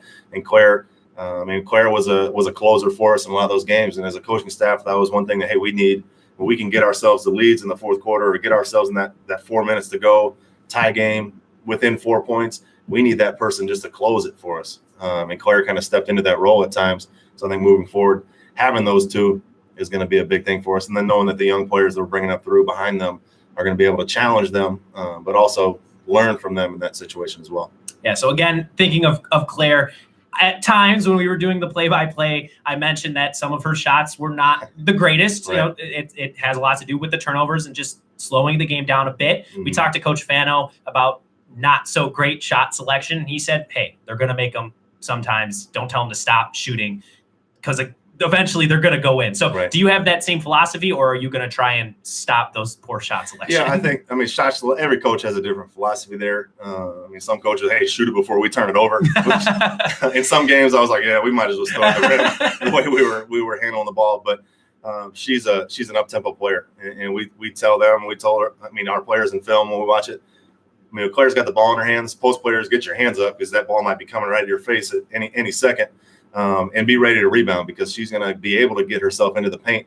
And some of those shots are off balance or maybe contested in some of those ways. But in those situations when we need players to get in there and put the ball on the rim, she has no fear to do that. And I think we have a few others that have that kind of same mentality to put their head down and figure out ways to get into the paint and then put the ball up on the rim. And for us, especially last year, we had a really good offensive rebounding team. And that was good for our post players to be able to have their man step over and maybe help on Claire, and then the ball goes up on the rim and we're able to score second chance points there. But yes, there is a fine line there that we don't want to take those kind of shots early in the shot clock. We don't want to take those kind of shots if we're kind of in a rhythm or trying to kind of control the pace of the game at times, or if teams are making runs, let's run through our offense and play a little bit smarter. But when it's time to get out and run, let's go run and have fun. So yeah, and with that new offense that you're going to implement with spreading the floor, leaving the paint open, a weapon like Claire Patterson, that speed and that ability to finish at the rim is going to be a focal point of the offense. Drive in, kick it out. I'm sure that has you pretty excited for what could possibly happen next year. Oh, for sure. I think this is that as a coach right now, especially in Division III, there's just kind of that uncertainty. We're just kind of planning and still recruiting and scheduling and budgeting. There's just kind of that office time right now. And it's just kind of, hey, what are they going to come back as? And for all of our players, Brooklyn being the co-rookie of the year, we had players that we had 6 players on our team lead us in scoring, different players. I mean, there's a lot of talent in this roster, but from the end of our season until October 15th, I don't really know who they are or what they're going to be doing as basketball players. Yeah. So it's who wants to really work this summer, who wants to really work right now to propel themselves, to keep getting better. And there's a lot of players on our roster right now that we didn't even mention yet, and they could step into that role and be a dominant player in our league if they really want to. I mean, we've got 3 freshman post players that are all over 6'1". I mean, 6'4", 6'2", 6'1", that all really progressed. And Jada was somebody that gave us some great minutes early on in the season, did some really good things, double figures against Carleton, and was showed that she belonged at this level. And then once we got some other players back from injuries, kind of got pushed back into the end of a rotation. But I mean, those 3 freshman post players that are going to be sophomores, I mean, they're working their tails off, and I mean, they could be somebody that steps in and shows that they can be a dominant player. Yeah. Okay. And then just one last thing. We talked a lot about your team personally. We talked earlier, Alec and I, about St. Thomas and if they do belong in this conference. I don't know if you have a very educated opinion, but just a personal opinion. Do you think it would be wise for the MIAC to vote St. Thomas out of the conference? Yeah. Well, we've been told not to comment on these things. Oh, really? Okay. Well, never mind. I love our conference the way it is. The competitive level, I'll just speak to women's basketball. St. Thomas has won 74, 73 conference games in a row. They've been a dominant program in women's basketball. I love competing against St. Thomas. When I was an assistant at Luther, the year we made the national tournament, our second round matchup was against St. Thomas, and we had a lot of fun preparing for such a storied and accomplished program. So our conference is going to make their decisions. Our administrators are going to do their thing. But for us, I mean, I love competing against Ruth and her program, and they've had so many remarkable teams, and they had a great season this year, finishing 3rd in the country. So we're proud of our conference for able to do those things at our national level. There you go. Look at that PR training in the flesh. And right? The younger me might have spoke more candidly, but there's things that we control, there's things we don't, and everything in life for us and with our players is the same way. That whoever's on our schedule, we're going to go out there and compete. Whoever's in our program and doing those things, we're going to go out there and practice together and work hard and do that. And we're just happy to be here. And we're excited to show this new identity for St. Mary's women's basketball and continue to be a program on campus that is exciting to watch, that people can get behind. And really, I'm just excited about St. Mary's athletics in general, that a lot of our programs are on the rise. And that's really, really cool. I mean, I listen to your guys' draft and some of those things. And hey, I mean, picking us 3rd or 4th, whatever. I mean, I'm not going to say anything about it now, but to see what Joe's doing with the men's basketball program, I mean, they've got some guys that can play. Yeah. And baseball has proven that, I mean, that Jimmer, or whatever they call it, James absolutely. Green, I mean, that kid's the real deal, and they've got some great players. Women's tennis having a remarkable season. The hockey team's really, really doing well. I mean, there's some really good student athletes on this campus. And to be kind of the underdog, the school down here in Winona in the MIAC, and there's a lot of good things happening. New AD, a lot of new coaches, a lot of new life and energy in the program. There's some facility upgrades that are definitely hopefully in the works here. So I mean, this is an awesome time to be at St. Mary's and to be a part of this athletic department. And you guys, what you guys do with the show is awesome. And I call you the squeeze and kind of joke with it. But, I mean, this stuff that happens on a college campus, it's the experience and just just to get people's names out there, and a great opportunity for you, obviously, with what you want to do for your career. But for our athletes and our campus and our supporters and everything, to have something like this is pretty darn cool. And appreciate it for you giving me some time. I know I kind of demanded to be on here. Hey, we loved it. We loved right. it. So, and this is with basketball season kind of wrapping up. We got to keep basketball in everybody's minds. I know it's kind of turning into NFL draft, and we got NBA playoffs and some things. So college basketball, I've been a part of it for 9 years now, and then 13 years as a player too. So this stuff is special. So what you guys do is appreciated on campus, and I always enjoy doing I don't listen to it live a lot of times, but I always Monday or Tuesday morning we'll have it on and kind of scroll through and thank you so see all much. the nice things you guys say about us. So yeah, only nice things. Of course. Yeah. Only Except nice when we had that 1-5 finish. I know you were pretty disappointed in us. Yeah, we're gonna host a playoff game. Hey, we were doing the same thing in the office. So it was a rough finish, but I think it was a good learning opportunity for us. And we're appreciative of all the support and to be a program that wants to step out and be leaders on campus. And we have players that are, a lot of our of our team, and they're just down to earth. They're hardworking. They want to be a part of something special here, and I think that's what a lot of the programs have here, which is great. Yeah, definitely something special. He really is a P1. I mean, he really does listen, doesn't he? Oh, yeah. Well, I grew up on kind of the sports radio, and I'm from Dallas originally. So we had a station that I remember it was 1310 The Ticket, and it was kind of the first real kind of all sports talk where they had some of they had the goofy stuff and kind of what you see now, but it was really kind of revolutionary. And back in the day, my dad would have it on. He loved listening to it. So I was when I'd wake up and eat breakfast and I'd listen to sports talk radio and then afterwards. So I enjoy this stuff, and yeah, you guys do a great job with it, and hopefully continue to do these things. So definitely appreciative of what you guys do for us at St. Mary's here too. Hey, so thank you so much. I'm blushing. I think you can probably see it, but thank you so I just much. want to get invited back on. So Oh, I that's what it is. I think we're there. Okay, But thank you so much for joining I us. appreciate it. This has been Coach David Foley on The Squeeze. We will be right back with a Hallie Schmaling interview. She's one of your athletes. She is also on the softball team. Thanks for listening. We will be right back.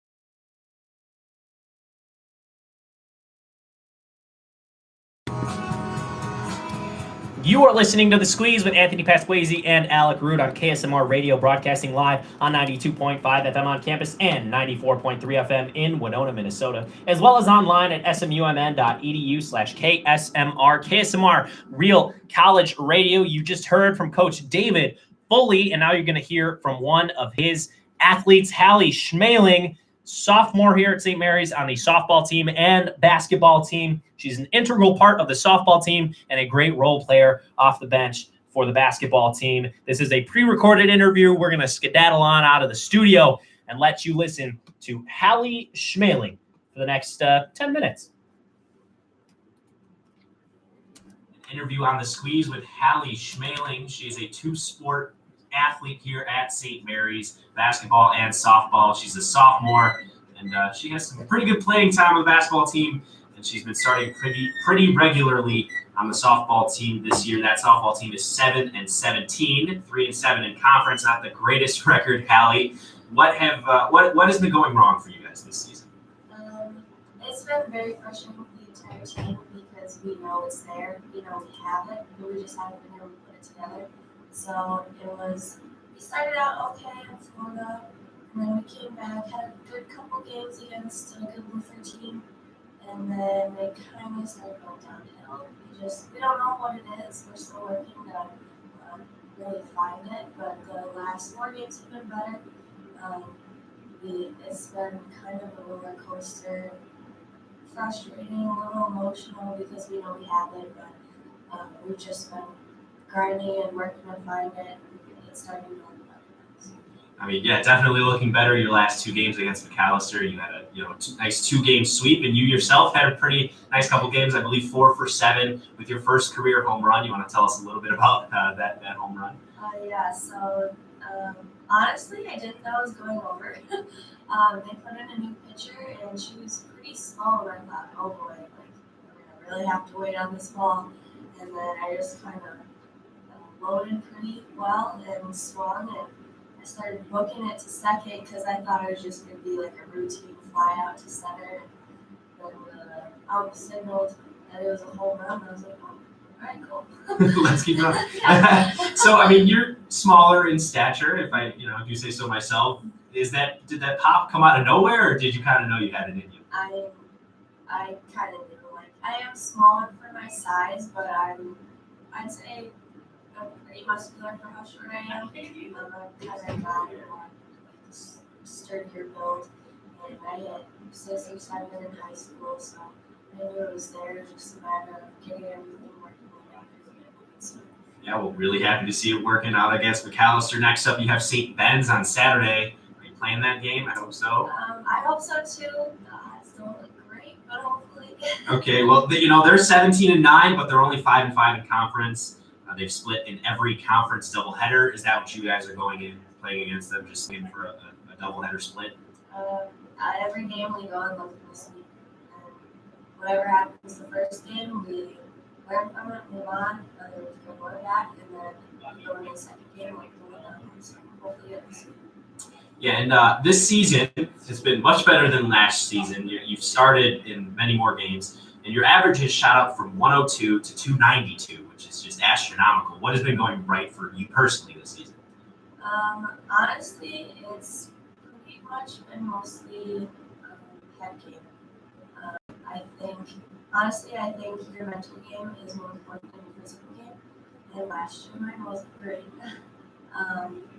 And I kind of started out like playing some games, not playing some games, so that was hard. And coming in from basketball, my first year being a two-sport athlete, I wasn't sure how the transition was going to work. But this year, I've just really learned to up my mental game and stay positive no matter what's happening and work on my confidence.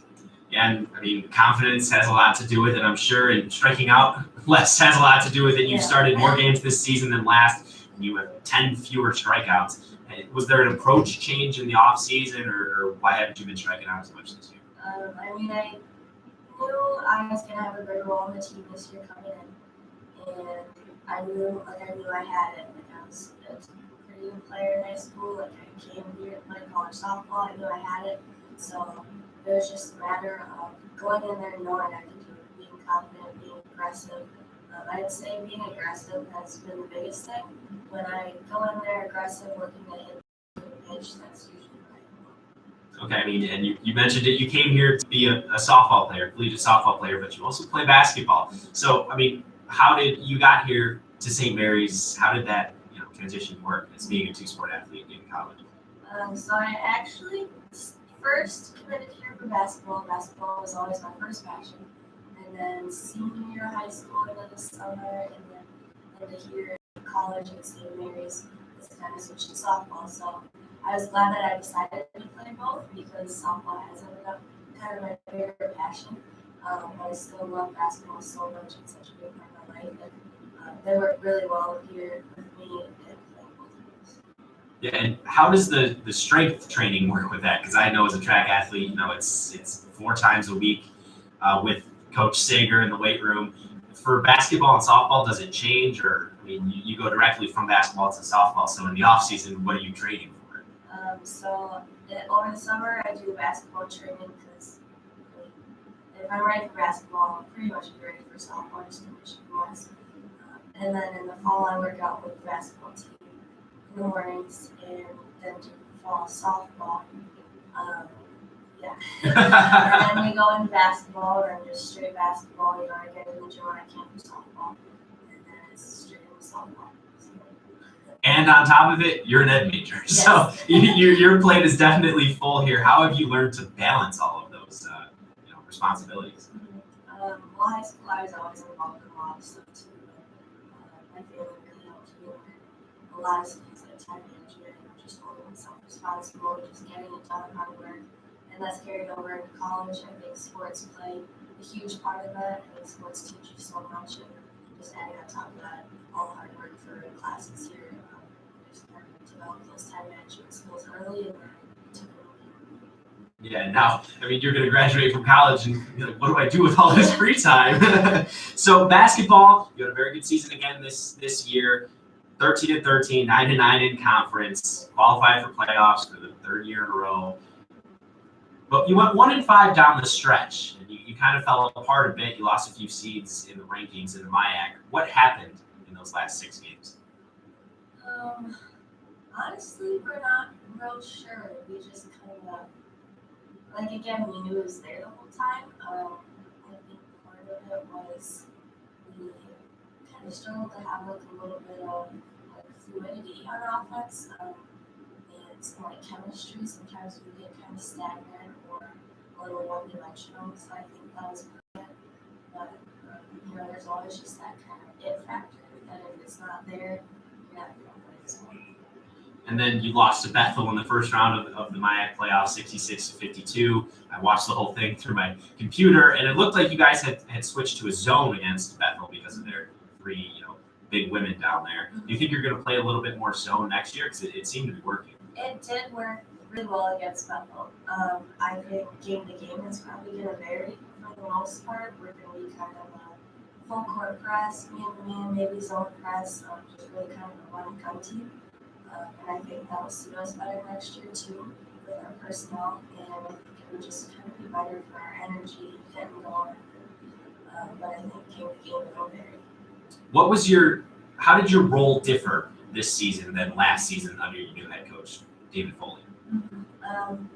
Well, right away, I mean, we have basically 3 point guards, and Kirsten was a senior, so she had that big role, and then right away, coach just kind of said, like after practicing for a while, obviously, he kind of said, you're that next guard, you're going to be like the person off the bench, you're going to play a big role, and you're like, even as a sophomore, you're kind of a leader, especially leading by example, so you really have to be that person to get everybody going and be tapping, working hard, and all that. Yeah. And what can you say, good things about Coach David Foley? I will say he did a great job this season. Yeah, we definitely enjoyed having him.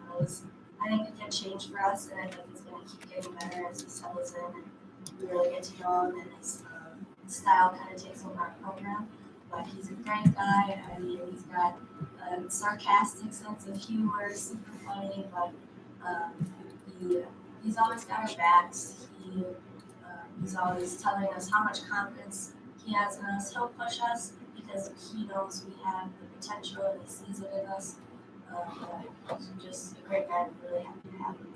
Yeah, and he is a great guy, and he's got a nice soft tone on the bench most of the time when I was doing the color commentary. But for some reason, he got more technicals than Coach Joe Fano did all season long. And Coach Fano was screaming at the refs all game long. Coach Foley is super nice.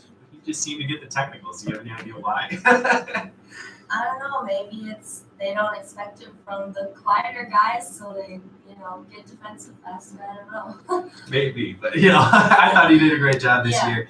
And then one last question: you had the exact same amount of minutes this year as you did freshman year. Your assists went up and your scoring went down. Was that an approach change? Were you looking to share the ball more? Not really. It kind of just happens. Honestly, I get a little constructive feedback on when I'm not being aggressive enough to score. It's something I'm looking to up in my game.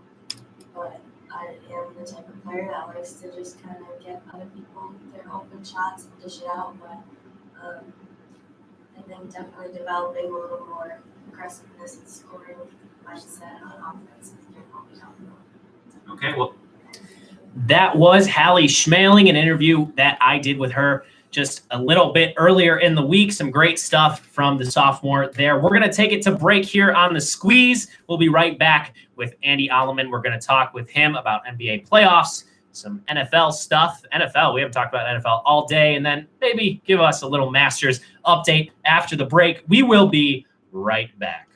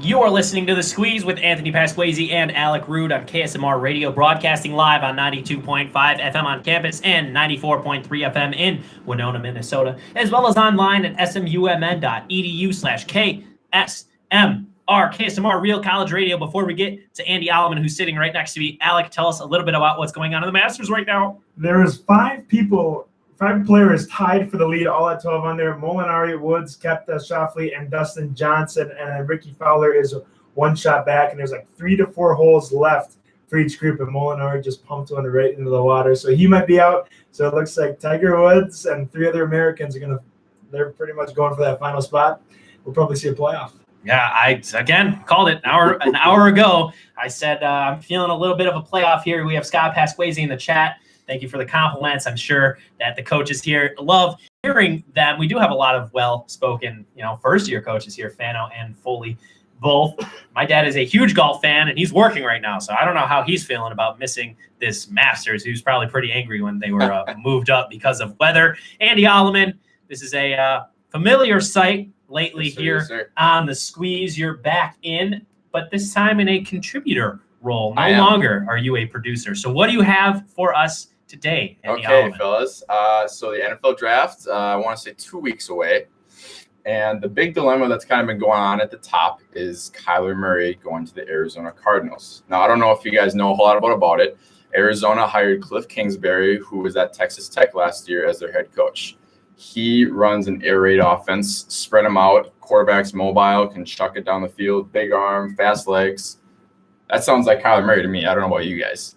So they have the number 1 pick. They're thinking Kyler Murray. A lot of people thinking Kyler Murray. But the one problem is the Cardinals took Josh Rosen last year with the number 10 pick. Not only did they pick him, they traded up to get him. They gave up a 3rd-round pick and their own 1st-round pick to go up to number 10 and draft Josh Rosen.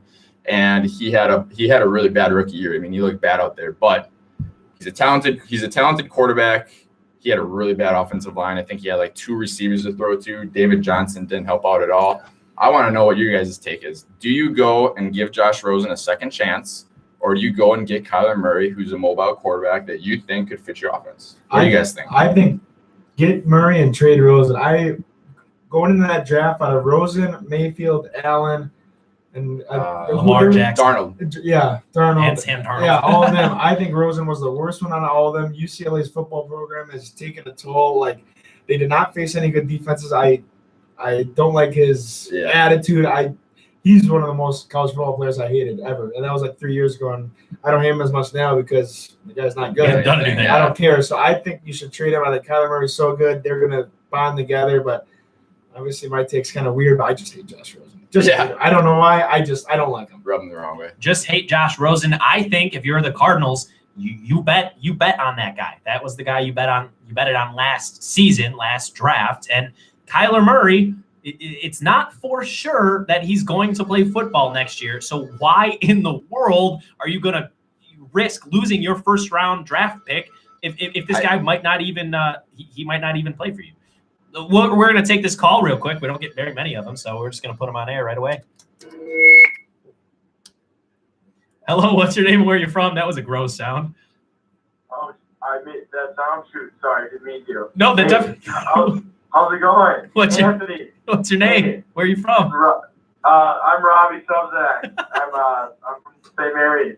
We're just wondering what your thoughts are on Tiger Woods just taking sole leadership now in the Masters. We're watching it right now. We are watching it right now. Thanks for rubbing it in. The putt just happened. Oh, okay. We So just missed he it. told They're us ahead of before. us. I mean, there's one thing to say, and that's we all love Tiger Woods, and we all want to see him win. So it's pretty awesome that we're watching him win right now. How about you, Robbie? Oh yeah, we're pumped. Yeah, we're all just ecstatic. It's fun to be watching the Masters on a big day like this. So, we also have a question for your co-host Alec Root. So we know that he's a big Bryson DeChambeau fan, but he kind of went to hell a little bit. What happened? Yeah, for the people that don't know, we had a little Masters pool, and I said DeChambeau was going to win the whole thing, and he's like 10 strokes back right now. I think his analytics were just off a little bit. The weather is just not good on this Sunday morning. I think if his analytics were maybe a little better, maybe if I did it for him, he maybe would have caught the wind a little better and maybe would have got back in the running. But it was just an off day for DeChambeau. It happens, but I'll get back next year and I'll pick him again next year. So looking forward to next year. Yeah, that's cool. Well, I don't want to take much of you guys' time. Thanks for hearing my call. But yeah, maybe a cool conversation would be about talking about the analytics that Bryson DeChambeau does put into his golf game because it's pretty interesting. Yeah, I'm sure Alec knows a lot about it. Thanks Happy for the birthday call. yesterday too, Robbie. Oh, happy birthday, Happy Robbie. related. Thanks. See you guys. Bye. Yep. There we go. Robbie Sogzak, 2 weeks in a row. Andy, back to Josh Rosen Okay. and Kyler Murray. Interesting thing, I think Kyler Murray is actually committed to playing football. I think that's why he's up as a first-round pick. He's so high. People wouldn't take the risk on him if they didn't think he was 100% committed to it. I mean, I know it's risky. I know he was drafted by Oakland, and I know he's sitting on a nice little $10 million contract deal there if he signs on. That baseball money different. I know it is. I'm just thinking I think he loves the football better, and I think that's why he's choosing it. But I don't know. It's going to be interesting to see what the Cardinals do. It's just for me, even if there is a tiny, even if it's 1% if it's just a 1% if that he won't play football, you're not only are you burning a first round pick, you're burning 2 first round picks to acquire him. So to me, I just wouldn't take the risk. If it was a different team, maybe you didn't just draft your franchise quarterback the year before, I honestly would take Kyler Murray. But worst case scenario in Arizona, they're 2 first round draft picks out. Go ahead. Oh, go ahead. I'm a little worried that I think I love the guy and I love him in college, but it's been in the back of my head of worry, like another Johnny Manziel kind of. I'm like, obviously his attitude's totally fine, but the Cardinals are brutal. They're not bad. good. They're bad. And it might take him 3 to 4 years to start doing stuff. He might get banged up a little bit. And gain's so small. He is a tiny worry. quarterback. Yeah, he's like under 6 foot, I want to say. I mean, He's not stocky like Russell. Like you see Russell Wilson out there, he's built. Like Yeah. Kyler Murray's just kind of a tiny guy. We'll see. Something interesting to kind of watch. Big moving 12 forward. defense to Yeah. the Seahawks Yeah. defense. But That's true. Baker Mayfield. I mean, True, you know, that's Baker also Mayfield true. just that we said that we literally said that last year. You and I sitting right in these chairs last year, and Baker Mayfield had an awesome season. Difference being, Baker Mayfield is short. Kyler Murray is shorter than Baker Mayfield. He's And also smaller. shorter and smaller. He's also shorter and smaller than Drew Brees and Russell Wilson. So those are all the guys that you point to and say, hey, they're small and they've been good quarterbacks, but Kyler Murray's smaller than all of them. We'll see. It'll be something interesting to kind That's of a fun watch going topic. forward. Definitely, yeah. Jackson, it's in a couple weeks, right? Yeah, no, it's in. It's. I want to say it's less than 2 weeks now. Yeah, I It was think 2 it's weeks on on Thursday, Thursday. so- Yeah, and That's always a fun draft to watch. Like I even in like like the watching the fourth, draft. even fourth, fifth round, like yeah. there's so many good players. And it's just so unique at the top because you got Nick Bosa, who's just like a dominant pass rusher, and like he's like very clearly far and away the number one guy. But if Cliff Kingsbury is in love with Kyler Murray and he takes him, I mean, you know, it's just an interesting to watch, especially with them drafting a quarterback last year. I have a take on Cliff Kingsbury, and it's not a very positive one. So basically, the Cardinals saw Doug Peterson. The Cardinals saw Yeah. Matt Nagy and Sean McVay. You know, and I was gonna save him Yeah. for last there, Andy. Yeah. And they saw the Rams, Sean McVay. The Packers did the same thing. Hire a young white coach, a young white offensive coach, Matt Yep. LaFleur, Cliff Kingsbury. At least Matt LaFleur has coaching experience in the NFL. Cliff Kingsbury has never stepped into an NFL locker room as a coach. He was a player. He was a backup He was a quarterback backup for quarterback. Tom Brady. Yeah. That's Yeah, it. so I think that's his only NFL experience. He's never coached athletes who are older than he is. So I just there it's not much of an infrastructure for a quarterback who is not an NFL prototype. If you plugged in a rookie year Andrew Luck to Cliff Kingsbury, Well, yeah. that would that marriage would be better. I'd say even if you plug in a rookie not Nick Foles, a rookie Carson Wentz or a rookie Mitch Trubisky, because those are more Baker. prototype rookie. Well, Baker isn't exactly the prototype that I'm talking about. Yeah. You know, then Cliff Kingsbury would be able to do so. However, you mentioned air raid offense. This is the type of offense that Cliff Kingsbury is going to run. It's just it would be revolutionary in the NFL if this actually works. Yeah. The marriage could work, or it could end in a very bloody divorce. We'll see. We'll see. It'll be interesting to watch going forward. I think there's so many good players. I feel like it's not like unreal players, but there's so many like depth in this top 10 picks. Oh, I feel like depth there's is one pretty team good. that's going to get a steal, and Oh, yeah. someone's going to be a big time all-star in the first 10. I don't know who. I think it's going to be a little bit of surprise. Well, it's a heavy defensive draft, and the quarterback's getting pushed up because quarterbacks are always in demand. So Yeah. we'll see. Yeah, it'll be interesting. Okay, well, what else you got for us other than Josh Rosen and Kyler Murray? Playoff basketball, Playoff NBA. basketball, baby. I don't know how much you guys had watched it all. You said, I think, maybe some highlights, something like that. Interesting note from yesterday. The number 2 seed Denver Nuggets lost to the San Antonio Spurs. The number 3 seed Philadelphia 76ers lost to the 6 seed Nets. Nuts. Brooklyn Nets and the number 2 Toronto Raptors, probably the most shocking upset of the day for me, lost to the Orlando Magic. Yes, it is. I On a was DJ surprised. Augustine Game-winning dagger. game-winning dagger. He went off. That was awesome. Yeah, that DJ was awesome. Augustine. They need to stick quiet on him. I mean, geez, you know. But I want to know what you guys think, just because it's like, okay, what speaks to me about this and the NBA playoffs so far? I don't really see a challenger for the Warriors or the Bucks as it's sitting right now. I think both of them are going to run through to the finals, and I don't think it's even going to be close in the finals. I think the Warriors are going to take it. Yeah, we mentioned it earlier in the show. I basically said, what's the point of watching the playoffs until the finals? Because Yeah. if I was a betting man, which I'm not, if I was, I would bet you a lot of money that it would be the Warriors and the Bucks in the finals. Once it gets to that point, I don't know. It's going to be very compelling basketball. But this is there's no consequences here. I mean, the 76ers are down a game. So are the Raptors. So are the Nuggets. But in most likelihood, they're going to end up winning these series. So there's just no consequence. There's too many games in I the agree NBA with that. playoffs. I think Houston being the 4 seed is kind of scary for the Warriors. Like I being a was saying the second same round, thing. that's kind of Well, they haven't really had a tough conference semifinal like in the past 5 years. and what's interesting is James Harden. You know, they're relying so much on him to score.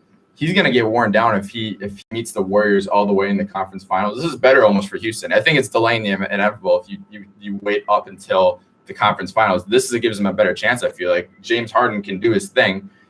and have a lighter workload. He's not going to have as much tread on the tires from playing 2 rounds of NBA playoffs before facing the Warriors. I think it's better for Houston. Man, I hadn't even thought about that, but you're totally right. And then if Houston does take them 6-7 games, which the Warriors are not used to doing, then they're going to have to face teams like the Blazers, the Thunder, the Nuggets, or the Spurs. All of those teams on one occasion this season have beaten the Warriors. I believe so, yeah. I hope So if them to show up. I hope they do. Oh, I man, think that'd be so fun. yeah, I mean, who doesn't? Who loves the Warriors? Honestly, I think- who I doesn't think- hate the Warriors? Well, the Bay Area. Oh, I guess so. But I think it's just one of those things where it's like this is like the greatest dynastic run I think we're going to see since Chicago, and it might be ever. I mean, this is like a team that has 5 All-Stars in their lineup. Yeah. You know what I mean? Like, how can you compare that? And the coaching staff is great. Steve Kerr's done a phenomenal job since he's been there. It's just so tough to see how anyone could beat them. And yes, the Bucks have a good offensive system. Yes, Budenholzer is the right coach. They have the probable MVP. They have a lot of guys they surround him. They can bomb threes, but I just can't see anyone keeping up with the Warriors' sheer talent. I think that's what it is. It comes down to. So If Denver Nuggets make the playoffs, I don't think I'm gonna watch it come. It's fun. I think that'd just be. I think the Warriors. conference just blow- finals? Yeah, I think the Warriors Yeah. just blow them out of the water. no, Denver's young too. I mean, they don't have any guys besides Paul Millsap that I believe have playoff experience. So it's like, how is that supposed to go up against Golden State and Steph Curry? Did you guys see Steph Curry pass Ray Allen for most 3-pointers all time Yeah. in half the amount of games? It's That's crazy. crazy. I mean, there's that nut statistic where it's Steph Curry in one season makes more threes than Larry Bird shot in his career. So Well, and not only that, you guys see the thing where he supposedly said he's playing blind. He put in eye contacts and it's Yeah. like a game changer. I was like, are you kidding me? you've been I doing was all like, this what? with bad eyesight. But you mentioned a team that might not be able to beat the Warriors in the Western Conference. There is a team, and they're called the Milwaukee Bucks. Giannis Antetokounmpo he's the best player since LeBron James. There's No doubt. no doubt about it. He's the best two-way player in the NBA. He may be the best player in the NBA, as clearly LeBron James is over the hill. But Giannis Antetokounmpo could be the next MJ, the next LeBron, the next Wilt. Like, he could be the next all-time great. I think we're seeing it. And if he could do what I think he can do in this playoffs, in his second playoffs, third playoffs, Third or fourth. I third wanna or fourth, his first being the favorite, say. First big time where his spotlight's on them. Yeah. he's going to become a very massive star in the NBA, and it's I very hope fun so. to see in a market that isn't very large. No. And Milwaukee is not the greatest basketball market, but man, you have the best player in your city. You're going to start. And it's not only that, it's like the coaching staff's done wonders for him. I mean, Jason Kidd, the last couple of years, he's just not been a good coach. He's not had good philosophies, what he's implementing, and just Budenholzer really, really identified what the needs were for this team to get better on defense and offense, and they're top 5 in efficiency in both sides of it, in offense and defense, and he made the best of what he had. He added a few players, someone like Pat McConnaughton or like Brook Lopez, like guys that you wouldn't expect to make a difference, have been a huge difference. So we'll see going forward. Also, it's going to be it's weird for the first time since I've been watching basketball about you guys, but LeBron James not coming out of the East.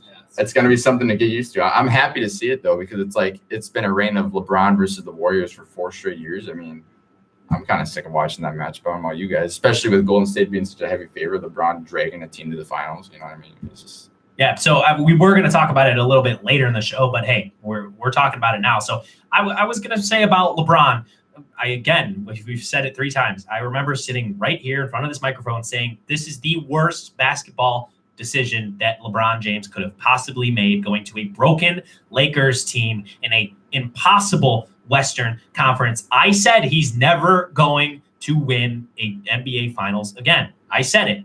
That's looking pretty good right now. Yeah. That goes against what I used to say, is that LeBron James is the greatest of all time. I don't think so anymore. He's clearly the best player of all time. yeah. That's I don't think you can argue that. clear. Just the best at playing basketball. It's like the Aaron Rodgers, Tom Brady conversation. Yeah, absolutely. Clearly, Aaron Rodgers is the best quarterback to ever quarterback. It's pretty obvious. Yeah.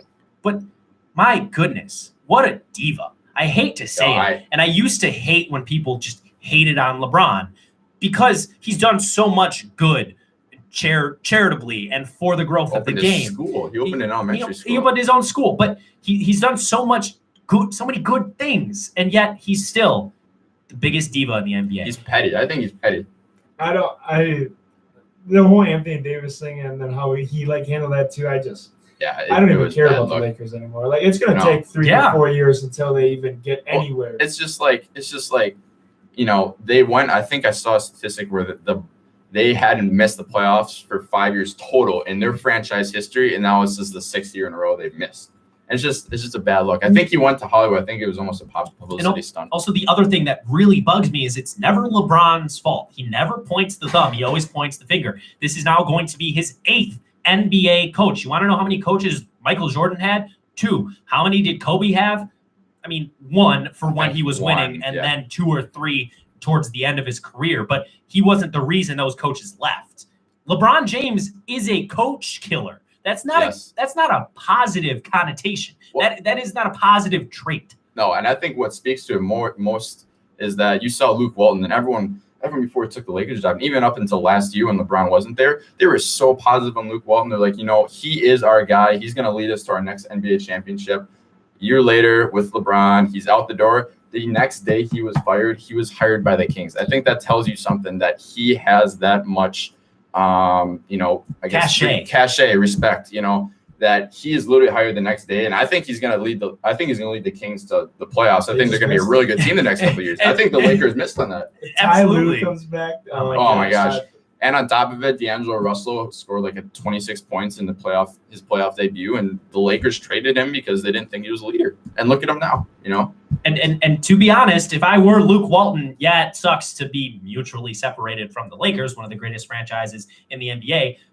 The Kings team is better. I mean, it's a better job. They're younger. They're more athletic. They're just a better overall team. I think it's a better environment too. Oh, absolutely. You don't have LeBron there. And as crazy as that sounds to say, it's true. It is a better environment for a coach. It's a better environment for a team, for a franchise to not have LeBron James. And this is a crazy thing that we're saying. A year ago, if you told me that we were going to be saying these things about LeBron and the Lakers, I would have thought you were crazy. I think a year ago we would have been picturing him gearing up for a playoff run as a 2 or 3 seed in the West, and maybe a 4 or 5, somewhere in there though. He would have made the playoffs. We would have expected, and I think it's just been a massive disappointment. And just to cap it off with losing Walton and then Johnson stepping down, so it's an interesting take on where the Lakers are going to go. I'm just mad about that. He knew how stacked the West is. And he knew the Warriors in the West. And he knew the NBA is kind of down with the East. Like, why not just stay in the East and try to build the conference back up? Like, that would do the NBA good. The NBA, no one wants to watch the East right now. Like, do the NBA good. Do you want to win or not? Because you're not going to win in the West. I'm sorry. I think it'll be interesting though. Like him leaving, almost, I feel like the East kind of stepped up a little bit. I feel like there's some really quality teams. I don't think anyone in the West is going to challenge the Warriors. I think their real challenge is going from either Toronto or Milwaukee. I don't think Philadelphia is good enough.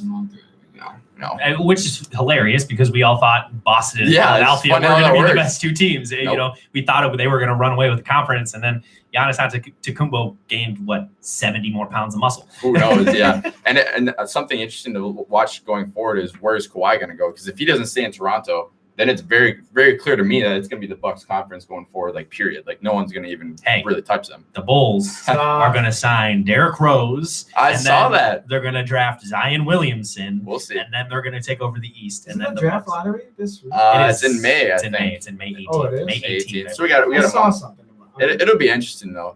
We'll see where it goes. Yeah. So this has been Andy Alleman on the Squeeze with Anthony Pasquesi and Alec Rude. 507-457-1615 is the phone number. Man, that was it. That was a squeeze right there. It's 1:00. Any other squeeze, we would have been done at this time, but we have a whole hour remaining. Anthony, Tiger Woods is a 2-stroke lead. With My Oh, goodness. baby. No more playoff. Tiger Woods is going all the way. Coming up right after the break, we will talk to Coach Niels Anderson. And apparently to him, golf just isn't a sport. So we're going to talk to him about that. And very fitting to have him on, telling us that golf is a fake sport while watching one of the greatest sporting events every single year. So we will be right back. Thank you, Andy Alleman, for coming on the show. Always a pleasure.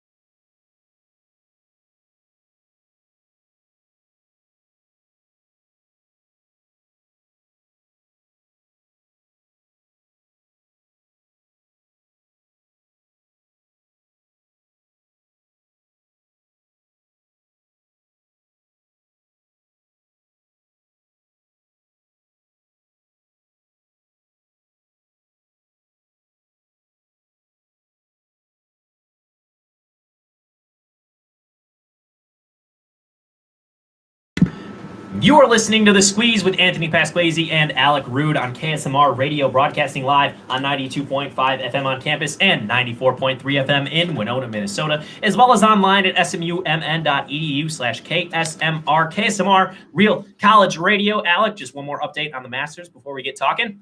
Tiger Woods, 14 under, and then Koepka's 12 under. Tiger Woods has 2 holes left with a 2-stroke lead.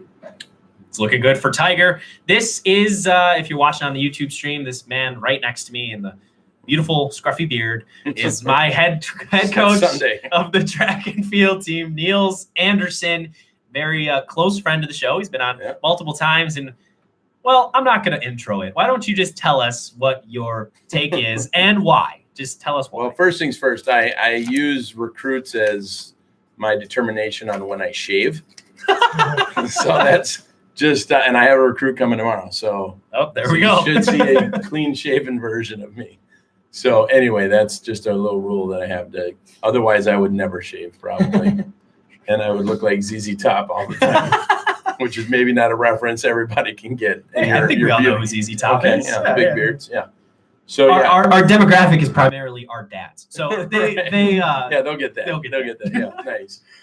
Yeah. So anyway, so we were having a nice heated discussion downstairs in our office on Thursday when the Tiger alert kind of came around, and my theory is that if you hand somebody who's an average athlete, okay, not somebody that's an exceptional athlete, but an average athlete, if you hand them a club at 8 years old and you provide them every opportunity to go play golf, get golfing lessons, go to the club, go to the range, just become a golf junkie, that they would go on to become a world-class golfer. I mean, if that's all they did. And to me, that disqualifies that from being a sport. If you can take someone who's average and turn them into world-class, average talent. Whereas if you take someone who has average talent in track and field and you train them perfectly, you have them go through every opportunity and clinic and camp, and you technically teach them everything properly, they're going to be average. You're not going to get them to a place where they're competing on a national stage or a international stage. You do that with, and there's a couple sports that are fringe sports that you could probably argue this with me, but golf, if you look and you tell me that every single one of those people came from disadvantage and were able to make it to this stage, then I'm wrong. But I bet you every single one of those players, every single one of them, there's not an exception in the mix.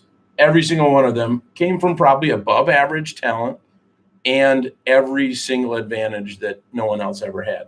And so if all it is mindless repetition, getting coached, lots of money, then to me, I kind of go, well, I'm just watching affluence at work. I'm not really watching a sport. I'm just watching who got the most time, energy, and money poured into their life. Okay, then why can't you just, that's very valid. And I understand it. It's good. It's a good argument. However, I don't get why that means it's not a sport. It's a great argument and it makes a lot of sense and it's most likely true. Mm-hmm. But why is it not a sport? Why can't you just say, okay, it's not a sport for everyone, but look at these top 200 golfers. Yeah. Yes, they all came from affluence. So just look at it like that. It's a hoity-toity sport, but it's still a sport. Yeah, I mean, I guess I get hung up on the fact that you can be anybody and be world-class at it.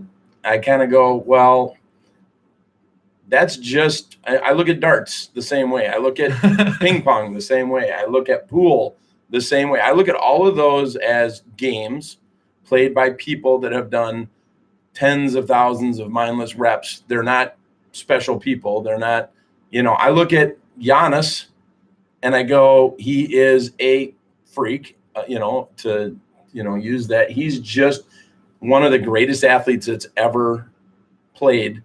And that's what makes it fun. I get what you're saying, that just because they're a bunch of average dudes that have played a ton of golf doesn't mean it's not fun to watch. I guess I'm defining sport as requiring athleticism from the world's greatest athletes. And to me, none of these guys except Tiger. And look what Tiger did when you took one of the world's great athletes and you stuck them into a sport that has no athletes. And what did he do to that quote unquote sport? Well, He absolutely, completely annihilated for a very long time during a stretch where no one could touch him unless he imploded, which is basically what happened to his career. Other than that, I think Tiger proves my point better than anybody does, that you take a great athlete like him, you pour him into that same affluence and give him all those advantages, and he'll completely obliterate the competition. So to me, that kind of helps my cause rather than hurts it.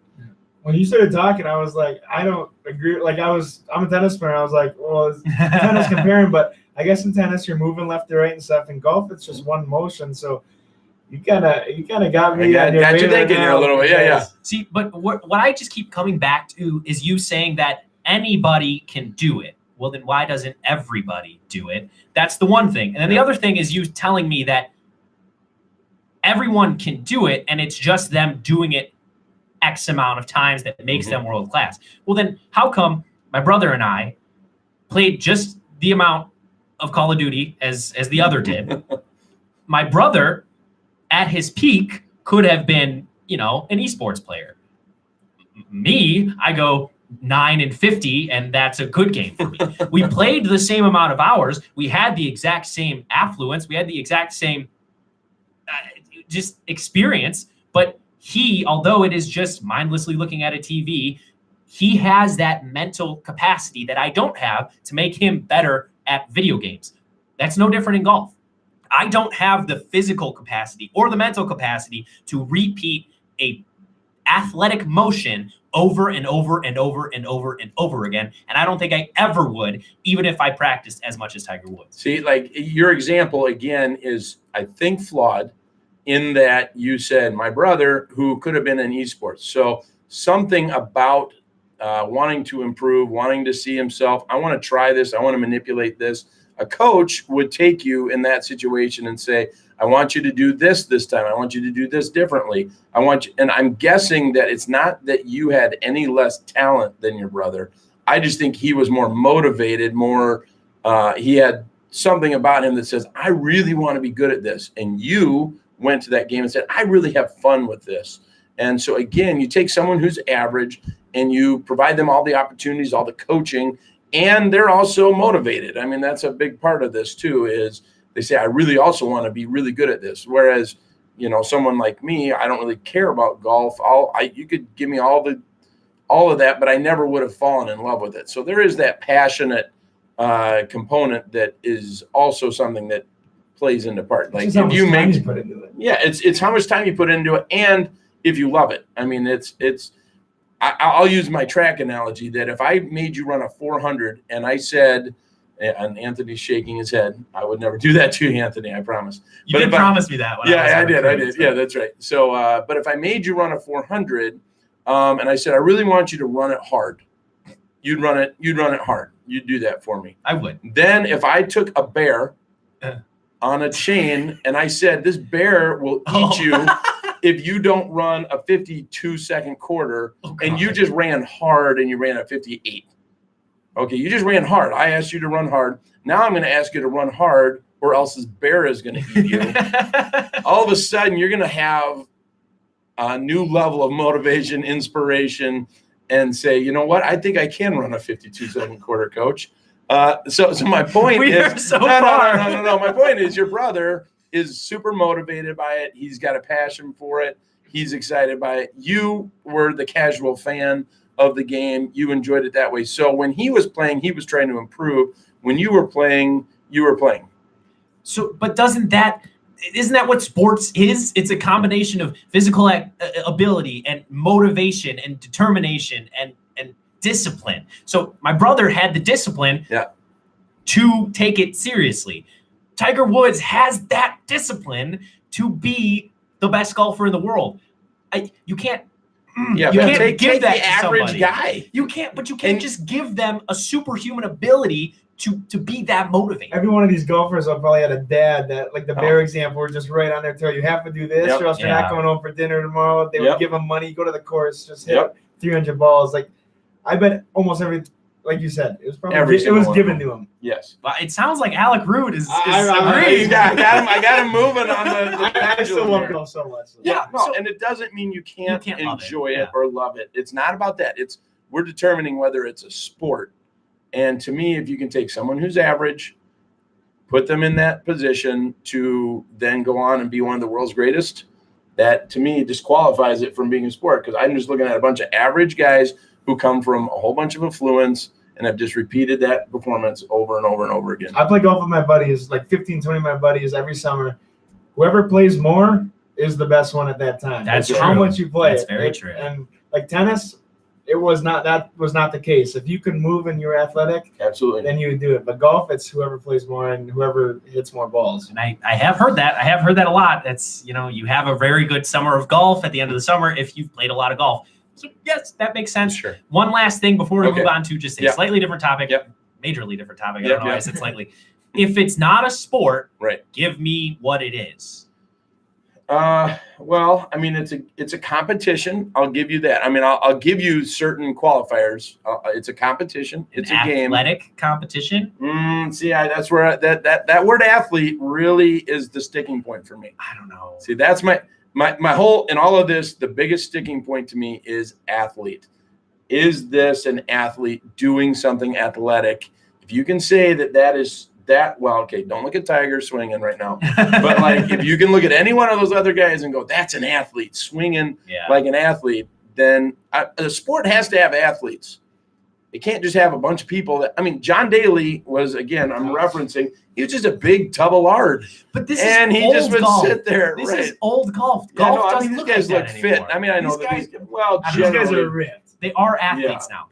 They have core strength of a pole vaulter. They have the repetitive. yeah, Tiger physical did motion. create that. Yeah, I will he did, admit he that did. Tiger, but now we're going to see Phil come up to the and you're going to tell me that Phil Mickelson is yeah. an athlete. Yeah, right. No, he's not. Okay, so it's the old pitchers in baseball.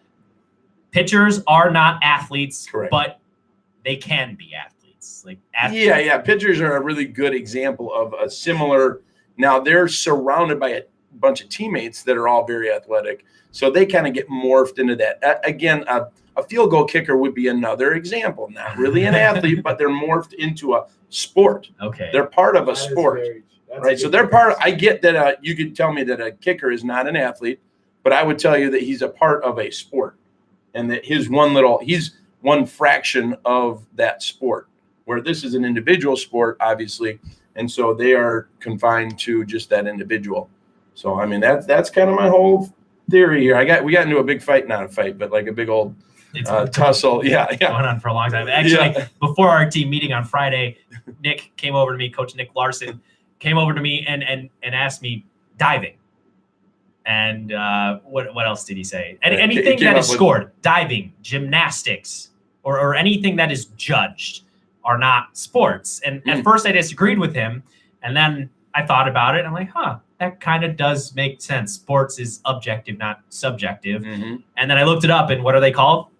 Competitive performances. That's what they are called. That's A what sport is any defined sport that is judged is called a competitive competitive performance. performance, not a sport. Yeah. So So, it's maybe golf has its own separate distinction. yeah. Who knows?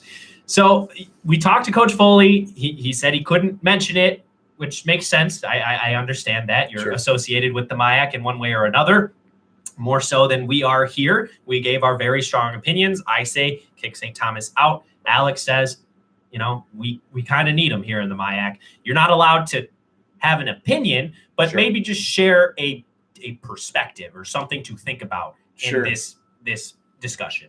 Yeah, I mean, I think it basically is very two-sided, and you're either firmly affixed to one side or the other for most parts.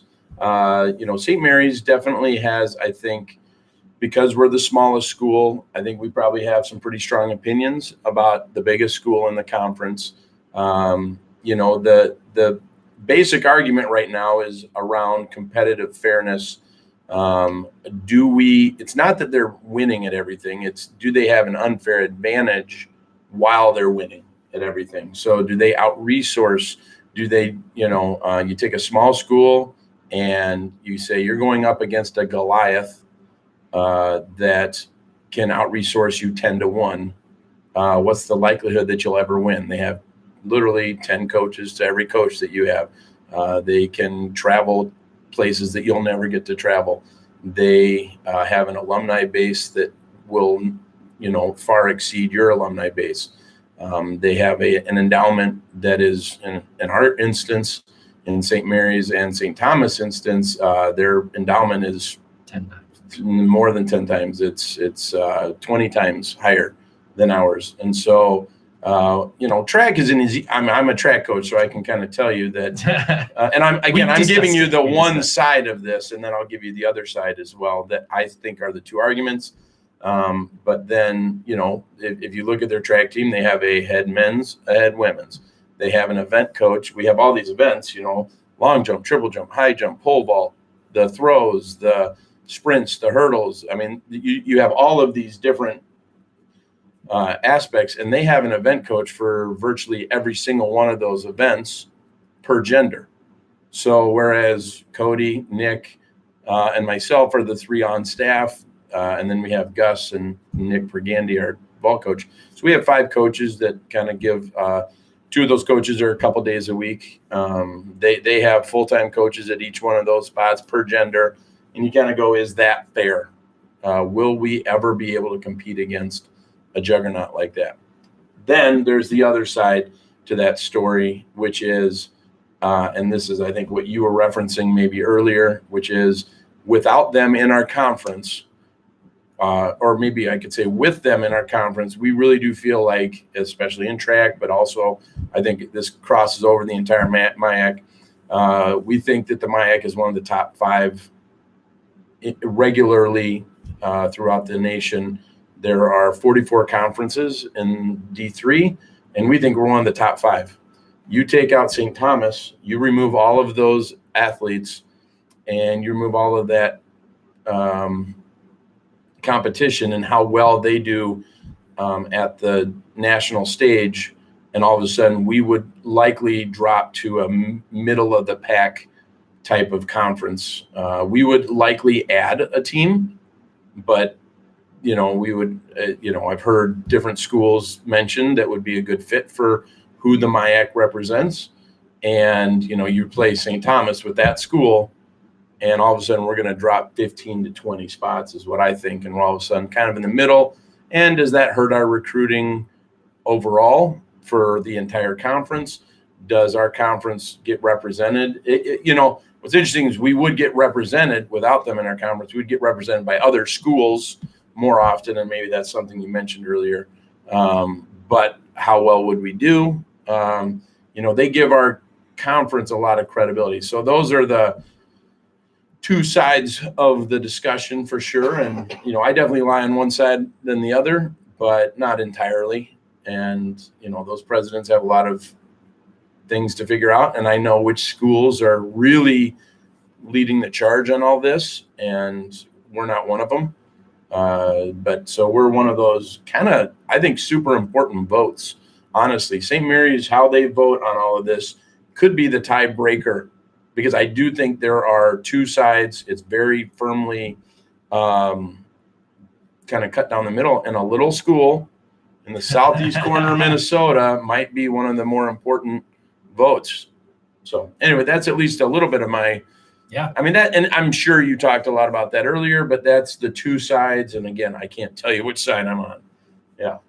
Yeah. And I tried to be fair about it. I don't know. Yeah, no. Yeah. I will say because I'm on the pro side, to your con side of, yes, they would be lesser on the national stage. We would not be a top 5 conference any longer. But my question to that is, don't look at it from a macro point of view. Look at it as a micro MIAC point of view. As a conference, we're not quite healthy from top to bottom at this point in time.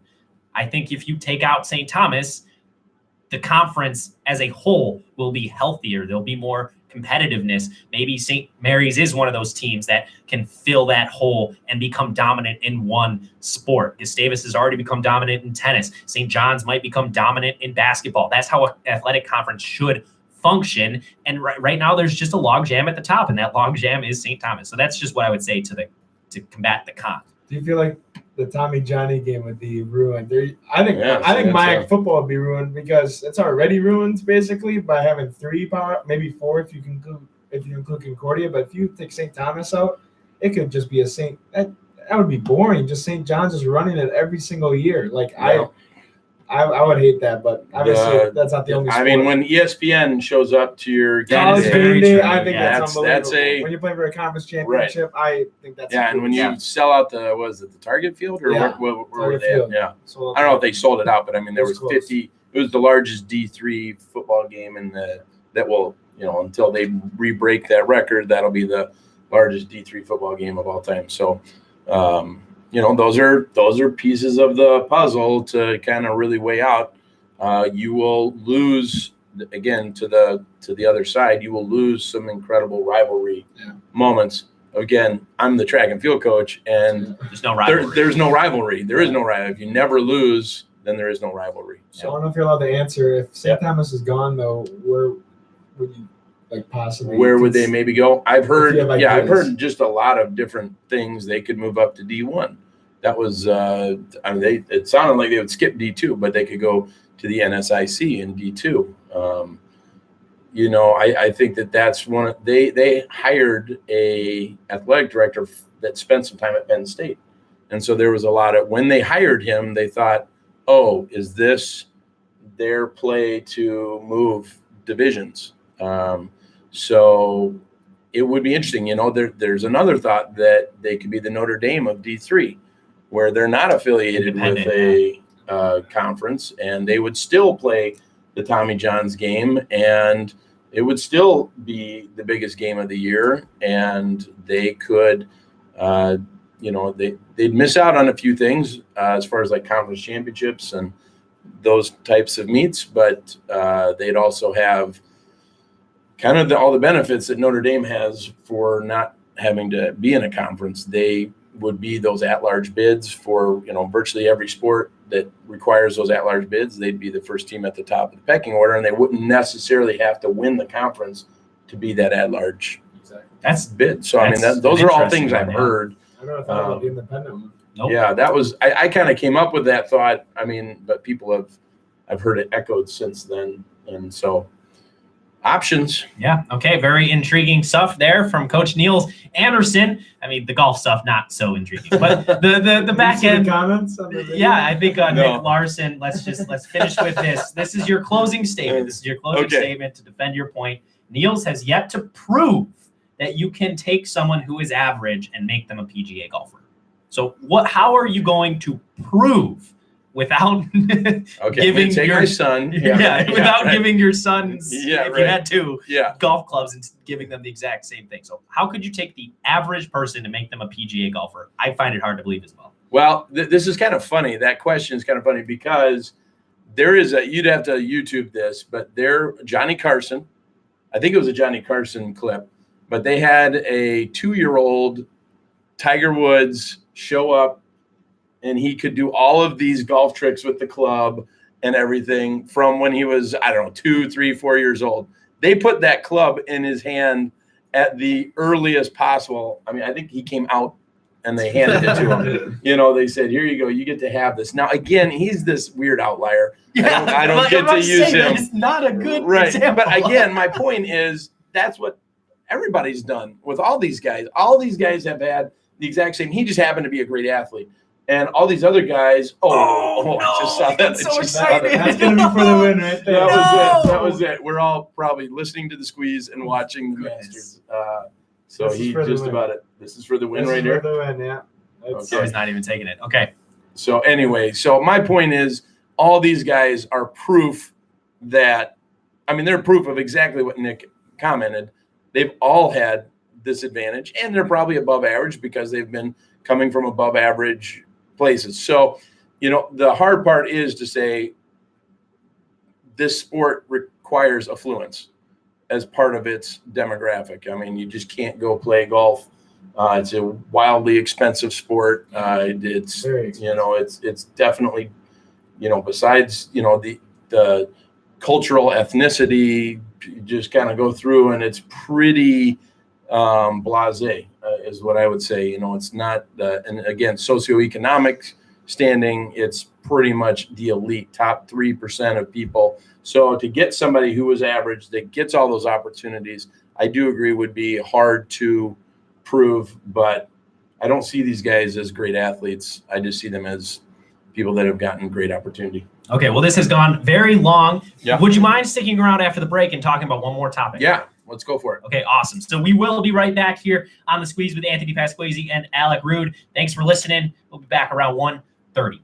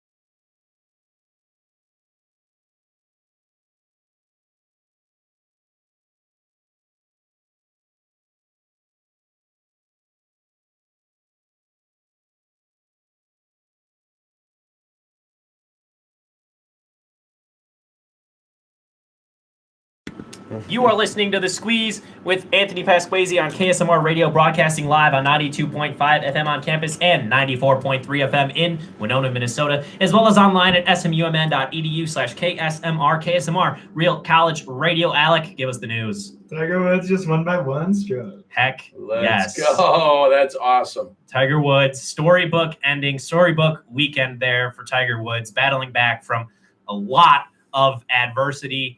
Not only injury, but some off-the-course stuff as well. And nobody's thinking about that right now as they're just seeing Tiger with that awesome smile, wearing that red on Sunday. Familiar sight, I'm sure, for a lot of people. Not for me, but for a lot of people, this is bringing them back to a very happy time in their life. So very fun to see. I hope my dad did get to see it because, Niels, you said it. This might be the biggest sporting event of this calendar year. His last Masters was 2005. So it's been 14 Wow, years. incredible. What an arc. Yeah. When you talk about story arcs from the pinnacle to the very, very valleys that he went through to this little moment. I noticed that he walked off the course and he didn't touch a single person until he grabbed his son and gave him a big hug. And that was pretty special. I mean, look at this. I'm getting goosebumps just I know, watching it. absolutely. This is kind of weird radio, but This is, yeah, I think everybody's probably watching Yeah, this. probably. This is a historical moment because everyone, including me, thought this was over and done. The Tiger era had been completely finished. And you see this. Those fans are going crazy. It is absolutely wonderful. Everybody is just when you see the Valley, it's not even that he just maintained dominance or anything like that. It's where he had to go to get back to this place that makes this story just absolutely something that I think generations will look back on and see this. This feels like a generational moment, not just even once in a year kind of a thing, but it feels like something much bigger than that. I think we'll be talking about this moment in 20 years when we're talking about kind of the way we talk about Michael Jordan or some of those other things. This is going to be iconic. This will last for a really long time. That visage right there, Oh my goodness. right there, Yeah. where he just pumps his fist and puts it in there, and the crowd goes, look at this. This is the crowd just going eruption. Again, weird radio. Look at that. It but, is, but I assume that yeah, this is the whole, I'm watching this live and you're listening to me give color commentary on it. Yeah, But right. I'm not being paid to do so. Right. But okay, so the reason we kept you here was not to watch Tiger Woods, although again, Historical moment. Not like anyone's listening to us right now because that's what they're doing is watching him. All three of us have separately come up with the idea. Mhm. We've talked about it on the Squeeze before. Andy and I did a few weeks ago. Why, St. Mary's, do you not, instead of refurbishing other facilities on campus, instead of let's say resurfacing the track or, refurbishing locker rooms or doing things that maybe don't benefit everybody, Mhm. instead of that, let's build a dome that you see in Mayo or that you see Augsburg. That's where they play their hockey games, is in a dome over their football field. Why don't we do the same thing? And all of us are in cahoots. We all agree that this is a great idea for St. Mary's. Now, there may be some cons that we have not foreseen because we are not athletic directors. But Niels, how about you just tell us a little bit about your point of view on this very outside chance that we get a dome here at St. Mary's? I first of all, I would say that it's not an outside chance. I would say that it's all about timing a little bit more than whether it happens. I feel confident that with our, we got a lot of new leadership. We've gotten a lot of, I don't want to say promises, but just a lot of affirmation that athletics is going to be a big part of the future. I look at it as a financial thing more than I look at it as anything else. Obviously, and I'll get to that financial part of it here, but it'll obviously cost some money, but it will alleviate an immense amount of congestion that's happening inside just the indoor track right now. Obviously, in February, we have every single sport just about going. You have still all the winter sports, and then you have all the spring sports all happening simultaneously. So the hockey team needs a court to warm up for their games. The baseball and softball have started. Track and field is using it. Soccer wants to have a few courts. The intramurals want that. That space is out of control busy. So just to alleviate that congestion, a dome would be a miracle to all of that. I mean, that would completely solve every spacing issue that we have here. And the thing that I think is so interesting is that I think it would be a zero cost to the university if we open that up to the community, but rented it out to the community and said, this is what it costs to operate to keep this infrastructure up and moving. This is how much it costs. We want to make sure that we're good stewards of our money. And so we want to charge for that usage time, and it would be full, not 24 hours a day, but I bet it would be full and all those high usage times from 8 till 2 in the morning. I could see people utilizing that space constantly. And, if we had a just even moderate amount of rental income from that, I think that it would cover the cost certainly of maintaining it. And I think we could even make money off of that and pay off it in a reasonable amount of time.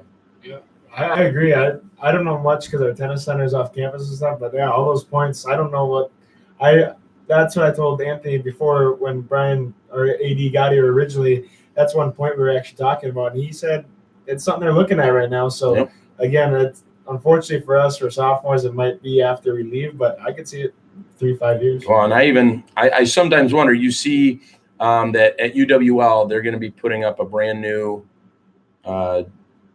200 meter state of the art. It'll host the national championships the day it's opened, and it's a $30 million facility.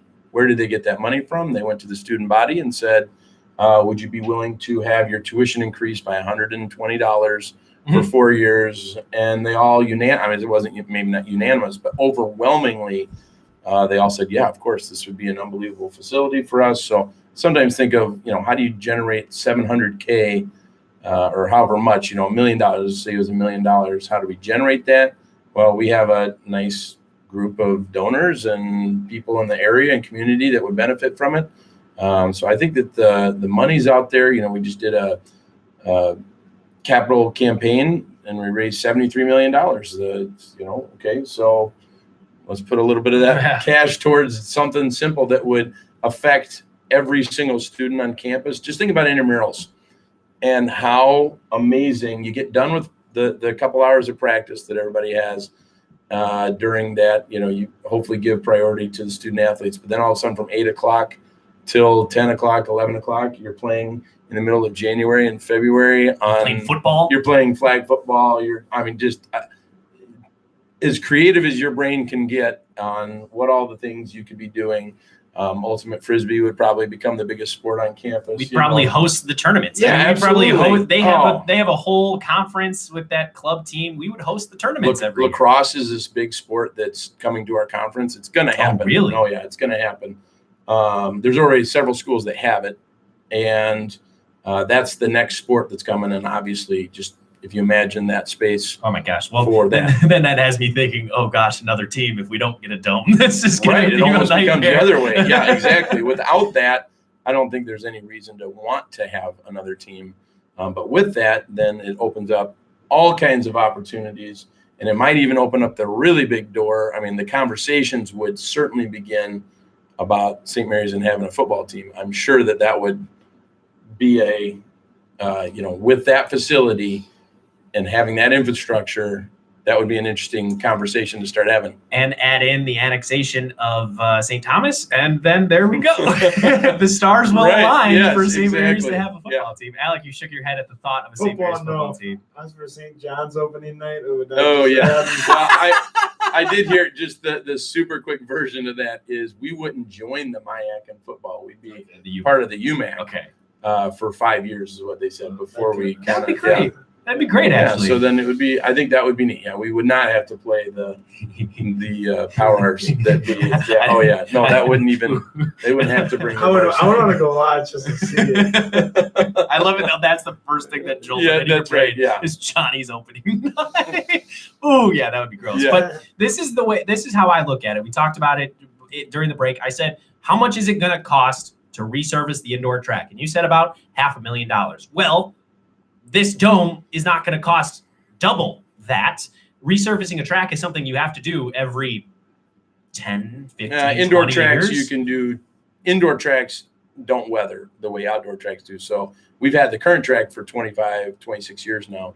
And it definitely needs. I think 20. Yeah, I think 20 years is about the max that an indoor track should have. Okay, before resurface. You have to spend that money every 20 years. Yep. Grandstand is something that we have heard a lot about. And to be honest, I don't see the need for a grandstand. You do, because you eventually want to host a MIAC championship and you want to try to host nationals. I know that that's something that the resurface comes first for me. Okay. Yeah. That's my athletes getting hurt on a track, so to me, that's my number one priority. Now the bubble is another answer to that, by the way. Being able to train on on that soft surface would be amazing. So yeah. But and I'm just saying, instead of putting your money into a resurface, and instead of putting your money at the moment, just push it off a bit, which they've been doing. But instead of putting your money into that grandstand, which are both necessary but not as necessary as this dome would be, and it is cost effective, like you said. This is a biased article because it's from the company who gives you bubbles, but they say in 3 to 5 years, all of their bubbles pay for themselves. Correct. In rental revenue. That's something that we would be able to do here at this university. It seems like a no-brainer, which means we're probably not thinking about something, but it just it sounds like a win-win to me. Yeah, I honestly think the hesitation only is in the startup cost. Can we but the answer is just as easy as the problem. We need to come up with that kind of money, that kind of capital to pay for it. Well, we have it in rental revenue. So you don't have to come up with anything really, other than you do need to probably tap into the endowment or some large gift that needs to be given, but it will all be returned tenfold, really.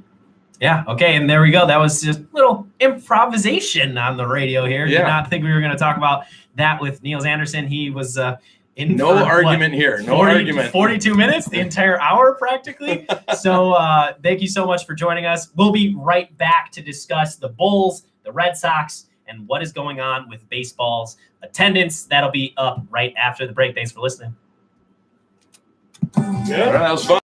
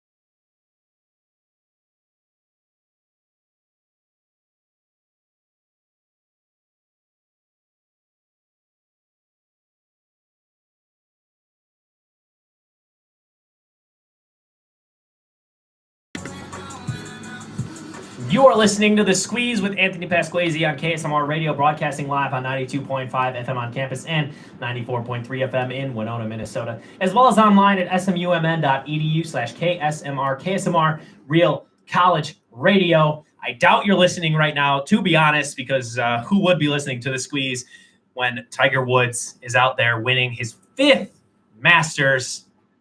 I'm not going to take credit for it because I had nothing to do with it, but I did call it a year ago. So congratulations again to Tiger Woods and all of his fans. I just went to the bathroom, looked on Twitter, as it's a total habit of mine, and Chicago Bears, legendary Chicago Bears, Lance Briggs, Brian Urlacher, everybody are just tweeting about, Tiger Woods, the non-athlete, apparently, according to people are crying. I guarantee that people are crying. I was sitting here watching it and I was getting goosebumps. I haven't felt goosebumps for a sporting event since the World Series in 2016. It's only April. That might be the best sports moment of the year. I don't know what could beat it. It honestly could be the best sports moment of the teens of the decade. There's nothing better. Nothing better has happened in this decade in sports. And even with his back injuries, that might be the greatest return of all time. It's crazy. There is the scandal, which we all seem to be forgetting about, but he didn't hurt anybody really. He just hurt himself. That's all that happened. He hurt his own reputation. To battle back from that, and then get back injury after back injury after back injury after back injury as a golfer. A back injury for a golfer is a death sentence for your career. For him to battle back every single time, come out on top at the the biggest golfing event of the year. God, it's just That's why I love golf so much. So, like, no, sometimes, like, we don't pay attention to golf as much as other sports, but golf fans will forgive him and just, like, cheer for him and stuff. Like, that happens in the NBA or NFL and something happens, you're going to get a lot of boos. But golf fans just have the most respect for everybody. You don't see them hating on one player at all. So, the respect. And, yeah, I got goosebumps just watching. I mean, I think that's one of the greatest sports moments of all time. that's a great point. A lot of that has to do with the fact that it is an individual sport. You know, you're either rooting for him or you're not rooting for him. You're not rooting against Tiger Woods. I don't know many people who root against Tiger Woods because, you know, why would you root against him? There's no point to. So, again, awesome stuff. That was pretty cool. That was actually a very cool radio moment, as much as I made fun of it for being kind of weird, goofy radio. That was very fun. I felt like that was the first time that we've ever been on air when something amazing was happening. I felt emotional. It was crazy. God, it's just When I get back to my room, I'm just going to scream. scream and joy and then cry a little bit. So a few weeks back, I think 2 weeks ago, we did the Athletic MLB poll with Andy Alleman. You were gone. And the segment didn't go very well. I'm just going to be honest. I said it at the moment, and I'm just going to say it again. Segment didn't go very well. He knows next to nothing about baseball. So we're going to try it again with the NBA. Alec Rude, you know a little bit more about basketball than Andy does baseball. So let's see how this goes. 127 NBA players were asked to answer these polls anonymously. I'm going to ask you who you think the players voted for, not necessarily who you think the answer is. Who do you think the players voted for? So 127 NBA players were asked, who is this season's MVP? Giannis. 44.3% James Harden, which is surprising. He was 38.9% Giannis. Okay. So very close. I also would have said Giannis from my own point of view. I believe you're the same. You believe that Giannis is the MVP. So do I. James Harden, great scorer, phenomenal ball handler, just awesome offensive player. Nothing on defense. Giannis is the best two-way player in the league, one of the best in the league the last 100 years. I mean, he is the Greek freak. He is a freak, and I'm happy that this is his coming out party. First seed in the East. You know, a tough conference this season. I think Giannis Antetokounmpo deserves that MVP. But hey, NBA players not agreeing with us. 0 for 1. Who is the best defender in the league? Kawhi. Look at you. 30.3% of the votes going to Kawhi Leonard, Paul George, Rudy Gobert, Patrick Beverley, and Joel Embiid all receiving votes. Who's the best ball handler? Oof, that's Basketball handler.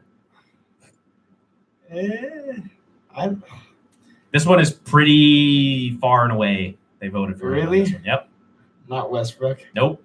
not Harden. Kyrie Irving, 77% I could see that. of the vote. Steph Curry, Kemba Walker, James Harden, Chris Paul rounding out that. I guess Westbrook's list. not that good of a ball. No, I he's was just just an thinking athlete. about driving a little. Yeah, Just thinking about point guards. Yeah. Okay, this one again is pretty easy. You're building a roster from scratch. Who was your first draft pick? And of the NBA players, not of college players. Giannis. Giannis, 36.4% of the vote. Anthony Davis receiving 10%. Joel Embiid, Kevin Durant, and LeBron James.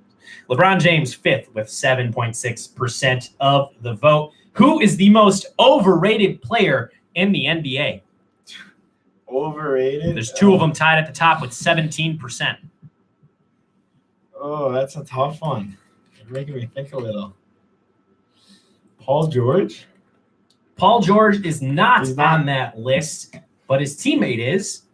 Russell Westbrook is Really? one. Yeah, Russell Westbrook and Draymond Green Okay, are Green the out. most overrated. Westbrook's number 1. You could see it I think because, Westbrook's one of the best players in the NBA. but he shoots a lot. He has a lot of empty calories with his rebounds and his assists. You know, there's a lot of stat padding going on with Russell I think Westbrook. Paul I George see is it. overrated big time. I do believe he makes the list of most underrated, actually.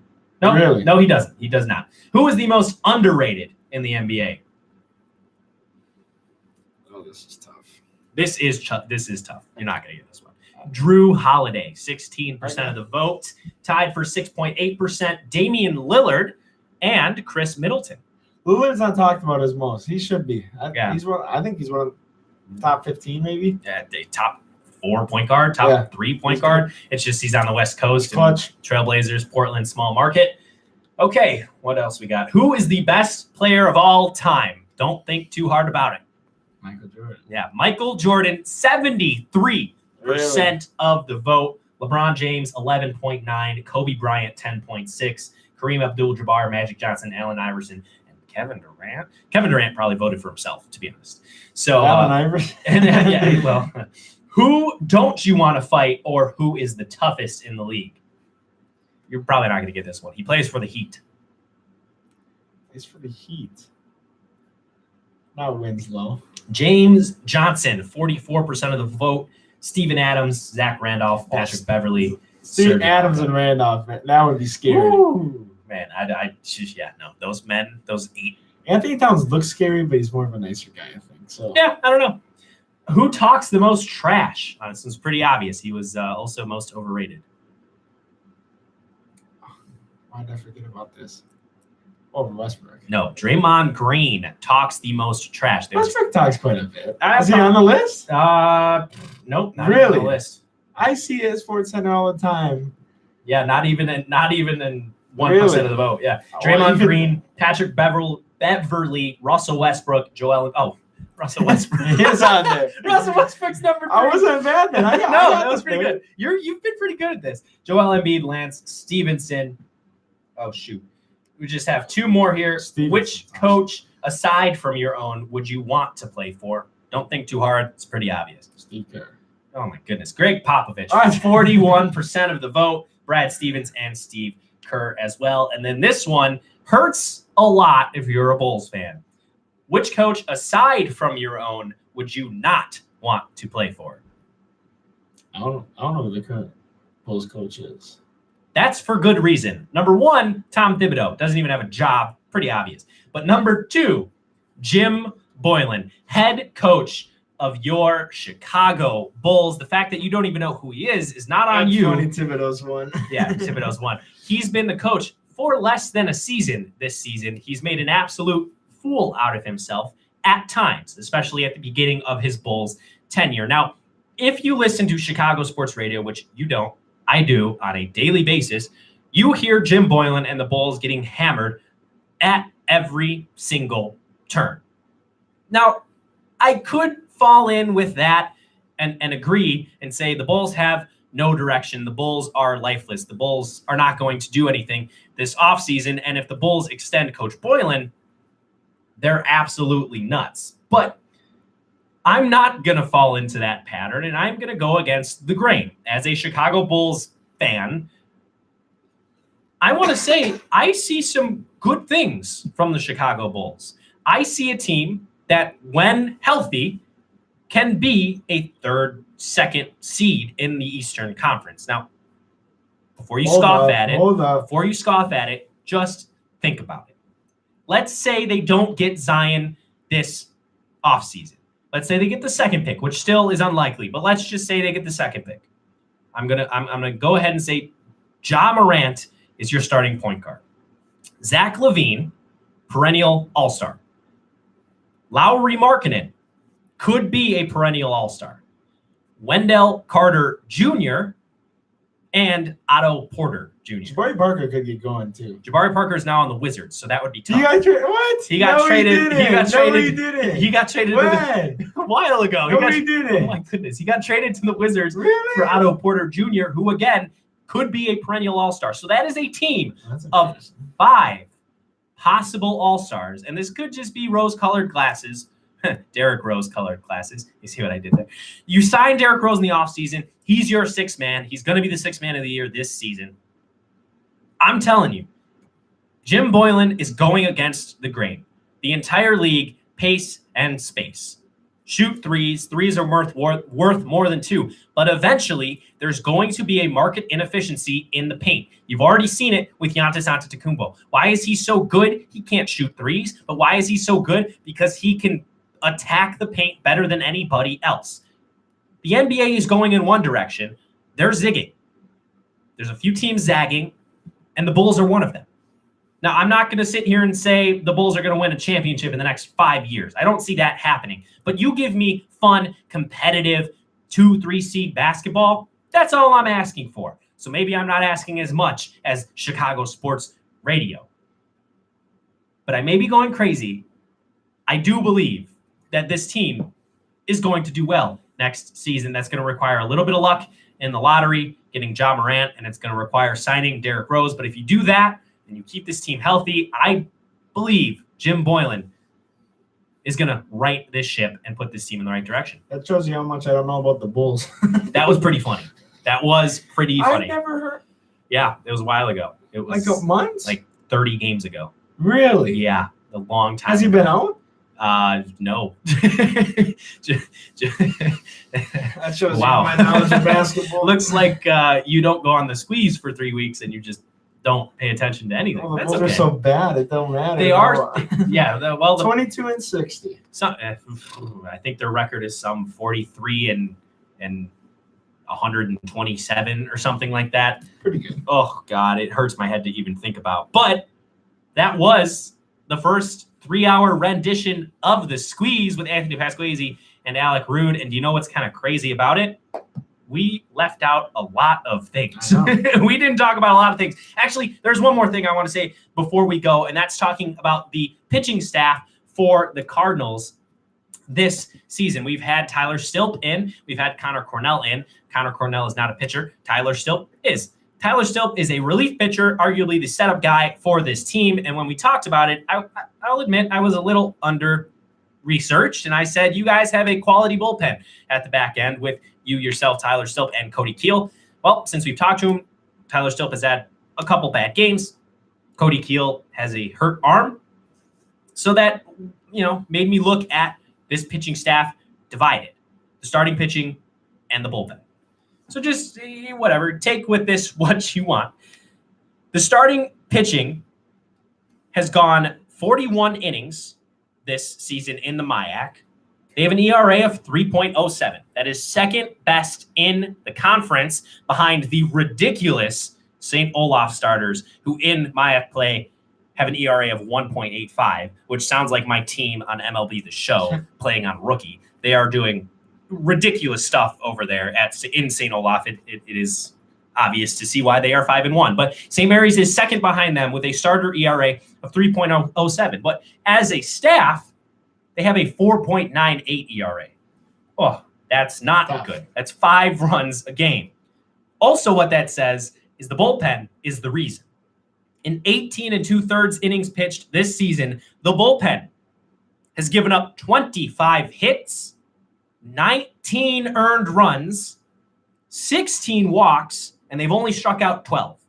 That's a whip of 2.25 and an ERA of 9.4. We'll see how they do tomorrow. Every baseball team in my life has the worst bullpen in their respective leagues. The Cardinals are half of those baseball teams in my life. If they can turn it around, which we just saw the Cubs pitch 18 scoreless innings in a row from the bullpen after being the worst bullpen in the history of a 7-day stretch, the Cardinals can do it too. Let's hope that James Green, Ryan Wolf, Eli Morrison can stay healthy, stay dominant as they have been. Let's hope John Szymanski can turn it around and bring that ERA down and pitch a couple of good, solid outings.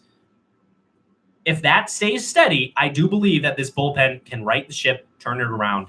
I just said right the ship 2 times in 5 minutes. That's bad. But I do believe that this could be a dominant pitching staff. They already have half of it done with the starting rotation. Let's have the other half pick up the slack and just lower that ugly 9 ERA. Yeah, McAllister's tomorrow. They were projected 6th in the conference. We were projected 5th. So it should be 1 and 3 o'clock, I think they play tomorrow. Yeah, so here that's McAllister, Augsburg, and Concordia this week. All teams below 500. If you can come out of these 6 games 4-2, boy, will you be happy. That'll settle you right into second place in the MIAC, depending on how St. Thomas does. I think if you can go 4-2, and we're talking to you not next Sunday, but 2 Sundays from now, and we look back at this stretch and say, hey, they went 4-2, they got the job done. We're going to be happy with the performance of both the starting pitchers and the bullpen. This has been The Squeeze, and look at that. We actually went beyond 3 hours. So thank you so much for tuning in. We will be back, not next week, but the week after. Have a very happy Easter. And to all those Tiger Woods fans, which is pretty much all of us, congratulations on an awesome weekend. Thanks for tuning in. We'll be back in just a couple of weeks.